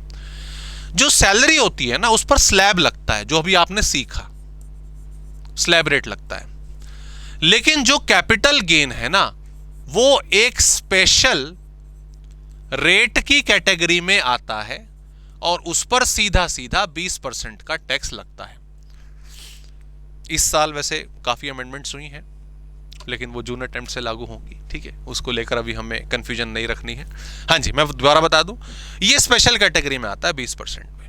अब टैक्स कैसे कैलकुलेट होगा इस परिस्थिति में? देखो, पहले स्लैब रेट को नॉर्मल इनकम से कवर करा जाता है। तो फर्स्ट 2.5 लाख जो कि सैलरी थी, वो कितनी थी आपकी, मतलब उस पर टैक्स रेट कितना हो गया सर? इस पर नील रहेगा और टैक्स आएगा 0। ओके, उसके बाद दूसरा रिमेनिंग 2 लाख रुपए जो कि कैपिटल गेन है। अब सर 2.5 लाख से ऊपर तो 5% लगना चाहिए था, लेकिन नहीं, इसका सीधा 20% का रेट है और यह अमाउंट हो जाता है 40,000 रुपए। तो टोटल लायबिलिटी कितनी आ गई आपकी? 40,000 रुपए। अगर आप ध्यान दो, पहले जब मैंने आपको 4.5 लाख रुपए पर टैक्स निकाला था तो वो 10,000 रुपए आया था, क्योंकि उस पूरे 4.5 लाख पर स्लैब रेट लगा था। लेकिन यहां पर इनकम में अगर आप देखो तो कैपिटल गेन जो है वो एक स्पेशल रेट वाली कैटेगरी के हिसाब से आया है, हमारे सामने पेश हुआ है छपाक करके, तो उस पर हमें 20% का रेट ही लगाना पड़ेगा, 40,000 रुपए। और अब इस कंडीशन में दोस्तों सीधी सी बात है कि गवर्नमेंट ने जो रिबेट दी है, लगाओगे ना, रिबेट क्यों नहीं मिलेगी? 4.5 लाख रुपए तो इनकम है, तो रिबेट मिलेगी 87A वाली। तो अगर गवर्नमेंट ये कह देती कि चलो 5 लाख तक सारा ही माफ कर देंगे, तो यहां पे 40,000 रुपए माफ हो जाते और सरकार का एक काफी बड़ा रेवेन्यू उनके हाथ से चला जाता। इसीलिए बोला गया है अप टू 12,500 कि किसी की नॉर्मल इनकम है तो उसका माफ है, लेकिन कोई स्पेशल कैटेगरी के अंदर आ रहा है तो भैया उसे नहीं छोड़ सकते। तो 12,500 रुपए तक माफ होगा और गवर्नमेंट के हाथ में कुछ तो आएगा, तो 27,500 माफ कीजिएगा, और इस पर फिर वही अपना 4% वाला हेल्थ एंड एजुकेशन सेस आप लगाएंगे। बराबर? तो ये चीज आपको ध्यान रखनी है, ये चीज आपको अप्लाई करनी है। बराबर? चलिए आगे बढ़ते हैं, और इसके लिए मैंने आपको यहाँ पे थोड़ी अंडरस्टैंडिंग के लिए प्रॉपरली मैंने एक टेबल आपको बना के दी है, देखिए अलग अलग केस में। तो हर एक केस को चलिए डिस्कस कर लेते हैं। केस नंबर 1, हाँ याद रखिएगा 87A किसको मिलती है सर? इंडिविजुअल को, और वो भी जो रेजिडेंट होते हैं। ओके, तो पहली बात तो पहले वाले केस में सर ये इंडिविजुअल है, हाँ जी सर ये रेजिडेंट है, तो इसको हम रिबेट दे देंगे, 4.5 लाख रुपए की, सॉरी 4,90,000 रुपए की इनकम है, 12,000 का इसका आया, 12,000 रुपए माफ हो जाएंगे, कोई टैक्सेस भाई को देने की आवश्यकता नहीं है। ओके, ये इंडिविजुअल है, ये रेजिडेंट है, ये 87A का रिबेट ले सकता है, लेकिन इस वाले केस में इस भाई की जो इनकम है वो 5 लाख से ज्यादा हो गई, 5 लाख से ज्यादा हो गई, तो इसको रिबेट नहीं मिलेगा, इसको प्रॉपरली टैक्स कैलकुलेट करके देना पड़ेगा। ओके, उसके बाद आगे बढ़ते हैं। नेक्स्ट, सर ये सीनियर सिटीजन है और रेजिडेंट है, मिलेगा ना, क्यों नहीं मिलेगा, सीनियर सिटीजन को भी मिलेगा, वो इंडिविजुअल है ना, हाँ जी है, रेजिडेंट है ना, मिलेगा। कितनी इनकम है सर, 4.25 लाख रुपए, तो बराबर 5 लाख से कम भी है, बिल्कुल कोई टैक्स नहीं निकल कर आएगा। अगले वाला केस, सर सीनियर सिटीजन है, रेजिडेंट है, तो बनता तो है, लेकिन भाई की इनकम 540 हो गई, 5 लाख से ज्यादा हो गई, तो इनको नहीं मिलेगा। अच्छा, ये सर इंडिविजुअल है और इनकम भी कम है, इंडिविजुअल है और इनकम भी कम है, बट सर यहां पे ये भाई नॉन रेजिडेंट है, तो इसको बेनिफिट हम नहीं देंगे। ओके, और अगले वाले केस में, केस 6 में रेजिडेंट है, लेकिन कौन HUF हो गया, हिंदू अनडिवाइडेड फैमिली होगा, तो इनके लिए नहीं, वो रेजिडेंट को हम देते हैं। तो ये अलग अलग केसेस हमारे आगे, तो उम्मीद करता हूं ये आपको समझ आया होगा। आगे बढ़ते हैं दोस्तों, सरचार्ज की कैटेगरी के अंदर हम आएंगे। Surcharge on after rebate under section 87A, हालांकि 87A का रूल अप्लाई जहां पर होता है और वहीं पर ही सरचार्ज एप्लीकेबल हो, ऐसा केस अक्सर देखने को नहीं मिलता, बट दोनों अलग अलग कैटेगरी में ही अप्लाई होते हैं। बहरहाल इग्नोर दैट, आगे बढ़ते हैं। सरचार्ज ऑन टैक्स, क्योंकि मुद्दे पर हम रहेंगे, ठीक है, फास्ट ट्रैक पर हमें ज्यादातर मुद्दे पर रहना है। Surcharge on tax after rebate, ठीक है जी, अंडर सेक्शन 47A, मेन जो वर्ड हमें याद रखना है वो सरचार्ज का ध्यान रखना है। सरचार्ज अमीरों का टैक्स है, ठीक है, सरचार्ज क्या है, अमीर होने का जो नुकसान है वो सरचार्ज है। अगर आप अमीर हैं तो भैया आपको टैक्स के ऊपर टैक्स देना पड़ेगा। What is that, what is this surcharge, ध्यान देंगे, यहां पर कुछ ना कुछ आपको रेट दे रखे हैं सरचार्ज के, कि अगर आप 50 लाख रुपए पर हैं, 50 लाख तक कमा रहे हैं, मतलब कोई आपको सरचार्ज नहीं देना। 50 से 1 कमाएंगे तो 10% देना पड़ेगा, 1 से 2 देंगे तो 15% देना पड़ेगा, 2 से 5 25%, और 5 से ऊपर 37%। ये क्या है जरा समझिए, ध्यान दीजिए फटाफट से, मैं इसको यहाँ पे छोटा करके यहीं पर ही आपको इसका एग्जाम्पल बताता हूँ। चलिए, एक भाई की इनकम हमारी 60 लाख रुपए, 60 लाख रुपीज, क्या बात है, बेहतरीन, 5 लाख रुपए महीना पर, हाँ टैक्स वैक्स कट के, फंड वंड कट के, पता नहीं बहुत कुछ कट के, फिर पता नहीं जो भी मिलता होगा, बहरहाल 60,000 उसकी इनकम है। ओके, इस पर जरा टैक्स कैलकुलेट करो, तो सीधा सीधा निकाल लेते हैं। जैसा कि हमें जहाँ पता है कि सर 10 लाख तक आपने शॉर्टकट बता दिया है कि 10 लाख तक तो 1,12,500 लगता है, और नेक्स्ट उसके बाद 30% लगता है, तो जो नेक्स्ट 50 लाख है उस पर सीधा सीधा 30% लगेगा, and that amount comes to 15 lakh rupees. और दोस्तों अगर इसको जोड़ दिया जाए तो टोटल हमारा 16,12,500 का टैक्स बन रहा है ना, 16,12,500 रुपए जो है ये बेसिकली टैक्स बन रहा है। तो बन गया सर, ये टैक्स आ गया, इसमें अपना जो क्या नाम है, जो 4% वाला हमारा सेस है वो जोड़ दीजिए। तो रुकेंगे अब जरा, यहां पर इनकी इनकम अच्छी खासी हो गई है, अच्छी खासी का सिलसिला 50% से ऊपर लागू होगा। ओके, 50 लाख से ऊपर माफ कीजिएगा लागू होगा। इनकी इनकम यहां पर 50 लाख से 1 करोड़ के बीच में आ रही है, इस पर 10% सरचार्ज लगेगा। What is surcharge, what is surcharge, it is tax on tax, that is plus surcharge 10%।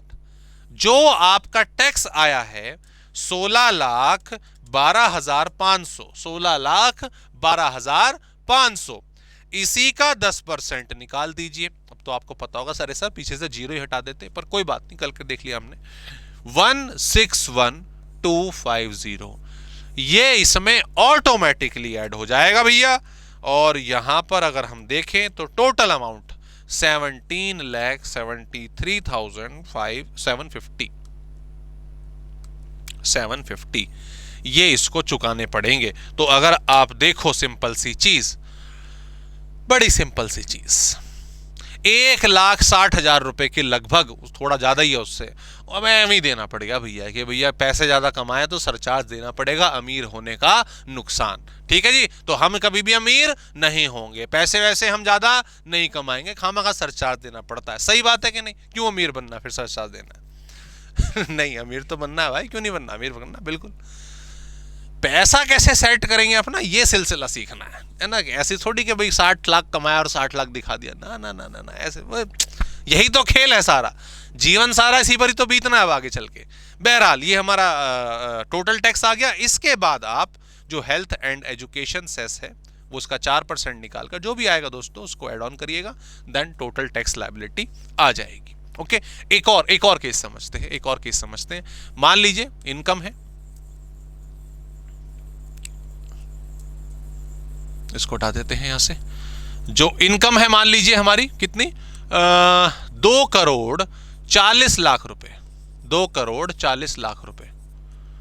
Okay, तो सर पहले 10 lakh, first 10 lakh, first 10 lakh sir, उस पर तो मामूली सा ही लग रहा है, 1,12,500। नेक्स्ट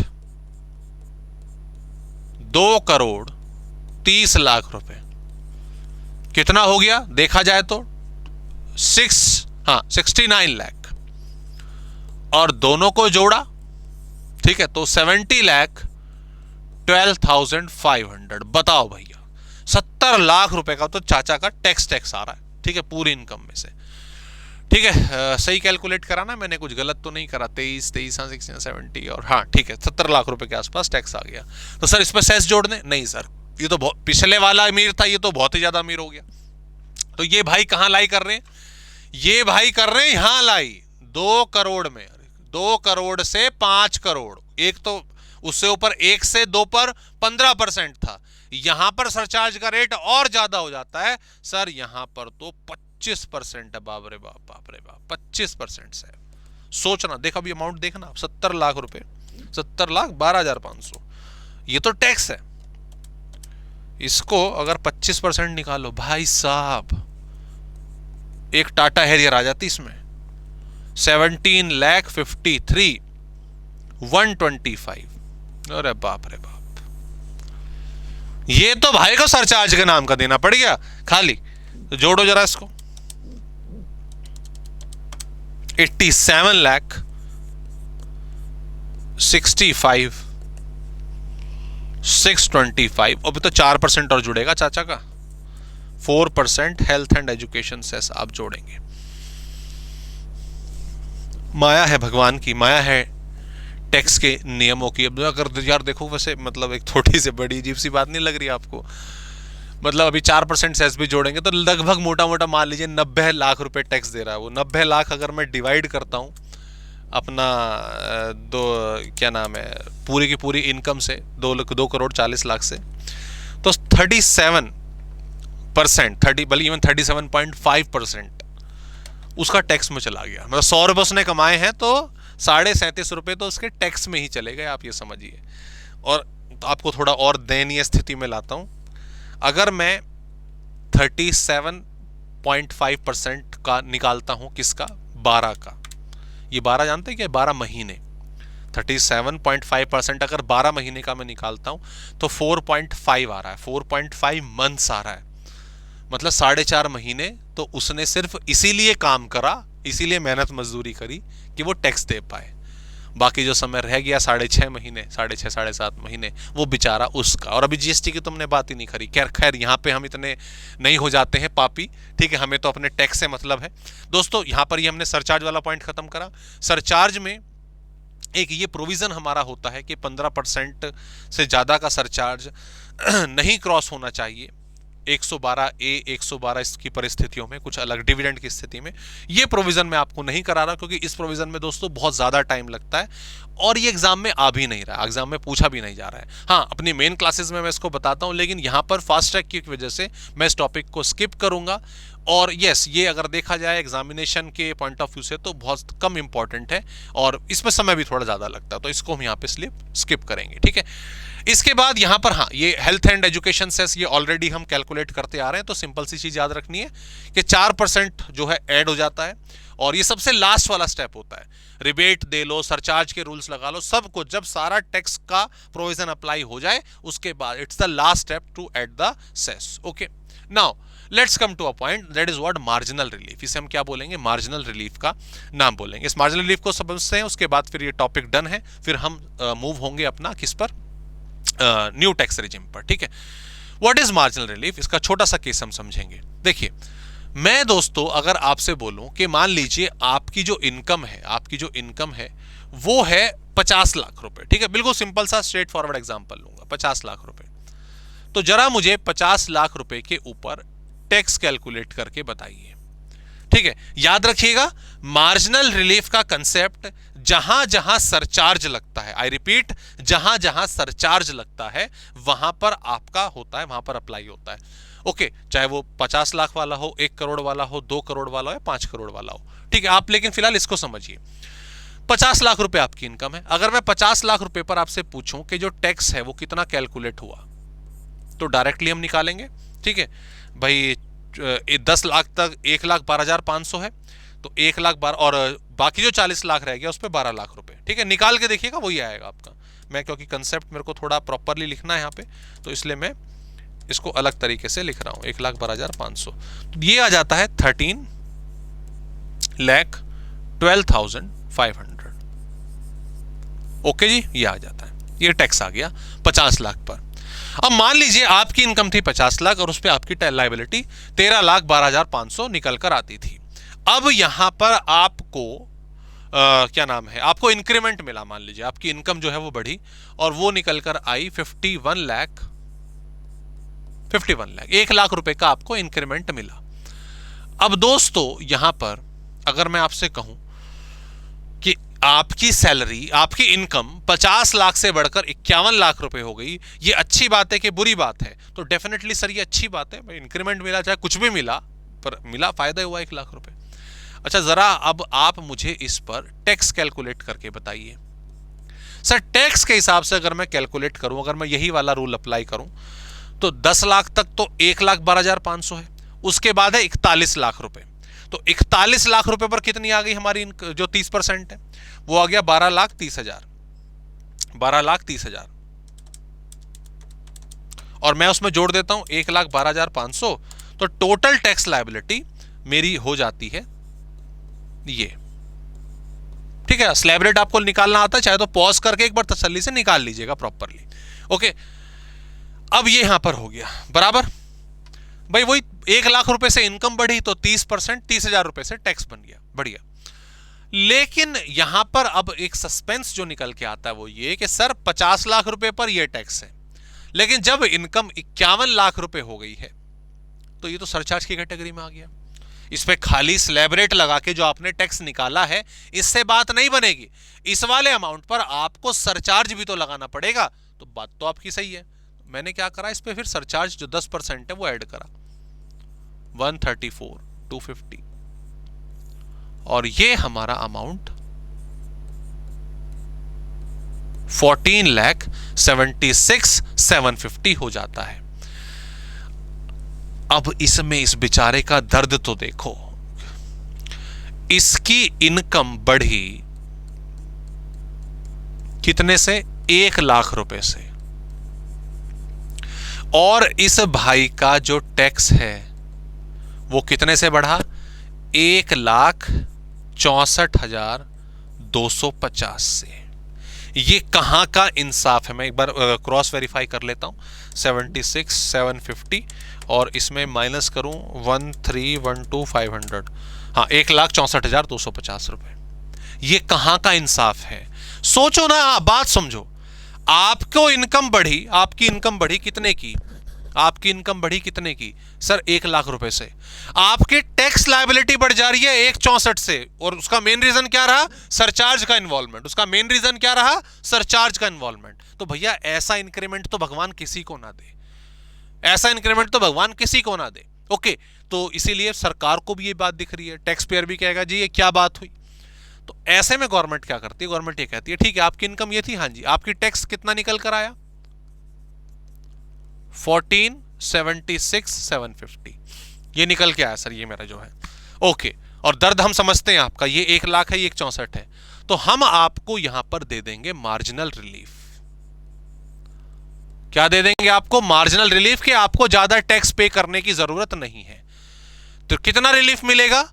ग्रोथ और टैक्स की ग्रोथ, इनकम की ग्रोथ और टैक्स की ग्रोथ के बीच का जो ये गैप है ना 64,250, ये देने की जरूरत नहीं है, ये देने की जरूरत नहीं है। आप वापस से वहीं आ जाइए, 14,12,750, ये आपका टैक्स रेट रहेगा। एक तरह से जो गैप अननेसेसरी का, वो देखा जाए कायदे से तो जो 1 लाख रुपए इसके बढ़े हैं ना, वो सारे के सारे टैक्स में गए हैं, ठीक है, बट उससे कोई मतलब नहीं है, हमें रूल्स के हिसाब से जाना है। तो जो इनके बीच का ये गैप है ना बेसिकली 64,250, ये मार्जिनल रिलीफ होता है। इतना उसे टैक्स देने की जरूरत नहीं है, इतना देना पड़ेगा। बट हाँ, इसके ऊपर बाद में अब सेस लगाएंगे, health and education cess 4%। Okay दोस्तों, डन। समझ आई बात के नहीं आई? समझ आई बात के नहीं आई? वंडरफुल, हाँ जी, क्लियर, ये चीज क्लियर हो गई। चलिए जी, अब आगे बढ़ते हैं। अच्छा, मैं ये बताना चाह रहा था, मार्जिनल रिलीफ हमें किन किन केसेस में निकालना होगा। दरअसल जो भी हमारे सरचार्ज की लिमिट होती है ना, वापस से आएंगे एक बारी, मैंने हालांकि क्वेश्चन इसका भी पूरा दे रखा है, बट जो मैंने केस आपको कराया वो ज्यादा आसान है। हाँ पे ये आपका 50 लाख की इनकम थी, 50 लाख से बढ़कर 51 लाख 52 लाख हो गई, तो मार्जिनल रिलीफ निकलेगा। 1 करोड़ की इनकम थी, 1 करोड़ से बढ़कर 1 करोड़ 5 लाख हो गई, 1 करोड़ 4 लाख हो गई, तो मार्जिनल रिलीफ का कंसेप्ट निकलेगा। कहने का मतलब जो बॉर्डर लाइन है ना सरचार्ज की, 50 लाख, 1 करोड़, 2 करोड़, 5 करोड़, उससे अगर थोड़ी सी ग्रोथ मिलती है ऊपर, 50 का 51-52 हो गया, तो मार्जिनल रिलीफ निकालना पड़ सकता है। लेकिन 50 लाख से 60 लाख हुआ, 65 लाख हुआ, 70 लाख हुआ, फिर जरूरत नहीं पड़ती। उस केस में इनकम की ग्रोथ टैक्स की ग्रोथ से ज्यादा ही होती है। ओके, तो ये सिलसिला मार्जिनल रिलीफ का भी दोस्तों हमने यहाँ पे डन करा। टॉपिक बड़ी आसानी से कवर होता है। अब आगे बढ़ते हैं, और यस दैट्स इट। इसके बाद अब कुछ बता नहीं, सिंपल सा कॉन्सेप्ट हमारा बचा है, वो है हमारे टैक्स रेट जो पार्टनरशिप पर और जो हमारे कंपनीज पर लागू होते हैं। तो ये बड़ी सिंपल सी टेबल है दोस्तों। जो पार्टनरशिप्स होती हैं, इवन एलएलपीज होती हैं, उनका फ्लैट रेट होता है 30%। उनके लिए कोई स्लैब रेट वगैरह नहीं होता, सीधा 30 करोड़ का, 30% का उनका क्या नाम है आपका टैक्स रेट होता है। रही बात सरचार्ज की, इनका सरचार्ज फिक्स है 12% का फिक्स सरचार्ज है। हाँ, अगर 1 करोड़ तक कमा रहे हो तो फिर कोई सरचार्ज नहीं लगेगा, ठीक है। मार्जिनल रिलीफ इनको भी मिलता है, क्योंकि सरचार्ज जहां पर होगा मार्जिनल रिलीफ मिलेगा, और सेस इन्हें देना ही है। ओके, कंपनीज की बात करें तो याद रखिएगा, जो फॉरेन कंपनीज हैं उनका होता है सीधा सीधा 40% का स्लैब रेट, 40% का टैक्स रेट, स्लैब इनके नहीं होते। जो देसी कंपनियां हमारी डोमेस्टिक कंपनीज हैं, उनका है आपका 30%, ठीक है। डोमेस्टिक 30%, फॉरेन आपकी 40%। लेकिन जो हमारी छोटी डोमेस्टिक कंपनीज हैं, उनका 25% है। ये छोटी कंपनी हम कैसे डिसाइड करेंगे? ऐसी कोई कंपनी जो 21-22 में, ये ईयर याद रखिएगा, इस ईयर को आगे बढ़ाया नहीं गया है, 21-22 में जो 400 करोड़ से कम का धंधा कर रही थी, 400 करोड़ से कम की रिसिप्ट अप्लाई कर रही थी, उसके लिए बेसिकली 25% का रेट है। ये वाले क्वेश्चन एमसीक्यूज वगैरह में आएंगे तो आएंगे दोस्तों आपके, क्योंकि जो कंपनीज वगैरह की कंप्यूटेशन है फाइनल में आपकी ज़्यादा है, तो बस टैक्स रेट्स आपको याद रखने हैं, इनकी कंप्यूटेशन नहीं सीखनी है। एंड सरचार्ज के रेट रिस्पेक्टिवली याद कर लीजिएगा नॉलेज के लिए, दैट्स इट, ठीक है। चलिए अब शुरू करते हैं। आपका जो बेसिकली जो दूसरे वाली चीज़ है आपकी ऑल्टरनेटिव टैक्स रिजिम है, उसका स्लैब रेट कैसे अप्लाई होगा। तो आइए दोस्तों, ऑल्टरनेटिव टैक्स रिजिम जो है उसका भी कंसेप्ट देख लेते हैं। बिल्कुल सिंपल सा है, इसमें अमेंडमेंट वाले वर्ड पर आपको जाने की जरूरत नहीं, क्योंकि मैं आपको सीधा वही पॉइंट बताऊंगा जो आपके एग्जाम के लिए इंपॉर्टेंट है, इस एग्जाम में आएगा। ओके, मोस्टली टैक्स की कंप्यूटेशन आप सीख चुके हैं, और यहां पर यह चीज भी आप जान चुके हैं कि जब हम ओल्ड टैक्स रिजिम में हैं तो ग्रॉस टोटल इनकम से हमें अच्छी खासी डिडक्शन घटाने का मौका मिलता है, और फिर जो अमाउंट आता है इसके ऊपर टैक्स लगता है। जो अल्टरनेटिव टैक्स रिजिम है हमारा, या न्यू टैक्स रिजिम है हमारा, इसमें डिडक्शंस का बेनिफिट नहीं मिलेगा। हाँ, इसमें मैंने आपको एक मेन चीज़ क्या बताई थी कि जिस तरीके से ओल्ड टैक्स रिजिम में टैक्स रेट बहुत तेजी से बढ़ते हैं, 5 लाख कूदे इमीडिएटली 20%, 10 लाख कूदे इमीडिएटली 30%, इसमें ऐसा नहीं है। इसमें टैक्स रेट बहुत स्लोली धीरे धीरे बढ़ते हैं। अगर आप देखें स्लैब रेट, आपको ये वाला ध्यान रखना है, the tax limit exemption of 2.5 lakh रुपए has been increased to ₹3 lakh. इस लाइन को आप इग्नोर कर लीजिएगा, इसको आपको पढ़ने की जरूरत नहीं है। द रीजन बीइंग, जब पहले आपका ये स्लैब रेट था ना तो 2.5 लाख से 5, 0 से 2.5 लाख, 2.5 से 5 लाख, 5 से 7.5 लाख, इस तरीके से था। लेकिन उसको फिर जो हमारा असेसमेंट ईयर 24-25 का बजट आया तो उसमें ये स्लैब रेट हमारा बना दिया गया। तो उसको आप इग्नोर करेगा, आपको बस याद रखना है। और याद भी क्या रखना है, 3 की टेबल। अप टू ₹3 लाख कोई टैक्स नहीं है, 3 से 6 लाख तक 5% है, 6 से 9 लाख तक 10% है, 9 से 12 15 है। अब आप देखो, समझो बात को, 9 से 12 लाख, लगभग 12 लाख रुपए तक मैं पहुंच चुका हूं, है ना, लेकिन फिर भी मेरा जो टैक्स रेट है वो 15% ही है। जबकि 5 लाख क्रॉस करते ही सीधा 20% हुआ था ओल्ड टैक्स रेजिम में। ओके, उसके बाद भी 12 से 15 20% है। ओके, 15 लाख रुपए 20% है, जबकि 10 लाख से ऊपर ही 30% हो गया था। और यहां पर 15 लाख रुपए से ऊपर जब जाते हैं तब 30% का टैक्स रेट लगता है, जो कि सिर्फ 10 लाख की इनकम पर ही ओल्ड में था। तो दोनों में बेसिकली ये डिफरेंस है। एक डिडक्शन दे रहे हैं लेकिन टैक्स रेट ज्यादा है, एक डिडक्शन नहीं दे रहे हैं लेकिन टैक्स रेट बहुत ही स्लो स्पीड से बढ़ते हैं। ओके, इसमें याद रखिएगा 25% का जो आपका क्या नाम है रेट है वो इसमें एग्जिस्ट नहीं करता। अब यहां पर दोस्तों आओ समझ लेते हैं कैसे टैक्स कैलकुलेट होगा। बड़ा सिंपल है, वैसे ही जैसे आप करते हुए आ रहे हैं कि मान लीजिए किसी की इनकम है 13 लाख रुपए, 13 लाख रुपीज मैंने मान लिया। ओके, तो यहां पर आपका फर्स्ट 3 लाख रुपीज, पहले 3 लाख रुपए पर हमारा जो रेट है वो क्या हो जाएगा, वो नील हो जाएगा। और जो अमाउंट है जो टैक्स का निकल के आएगा सर वो 0 होगा ऑब्वियसली, ठीक है। उसके बाद जो नेक्स्ट 3 लाख है, नेक्स्ट 3 लाख कितना, 3 लाख से 3 लाख 1 से आपका 6 लाख रुपीस, वो 5% है। तो 3 लाख का 5% देखें तो कितना हो गया, 15,000 रुपए। ओके, उसके बाद नेक्स्ट 6 लाख रुपीस, सॉरी माफ कीजिएगा 3 लाख रुपीस, साफ कर लेते हैं इसको थोड़ा। नेक्स्ट 3 लाख रुपीस, ये कितना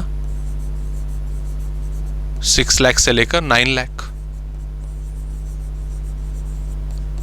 ये 10% है तो ये 30,000 हो जाएगा। ऐसे ही नेक्स्ट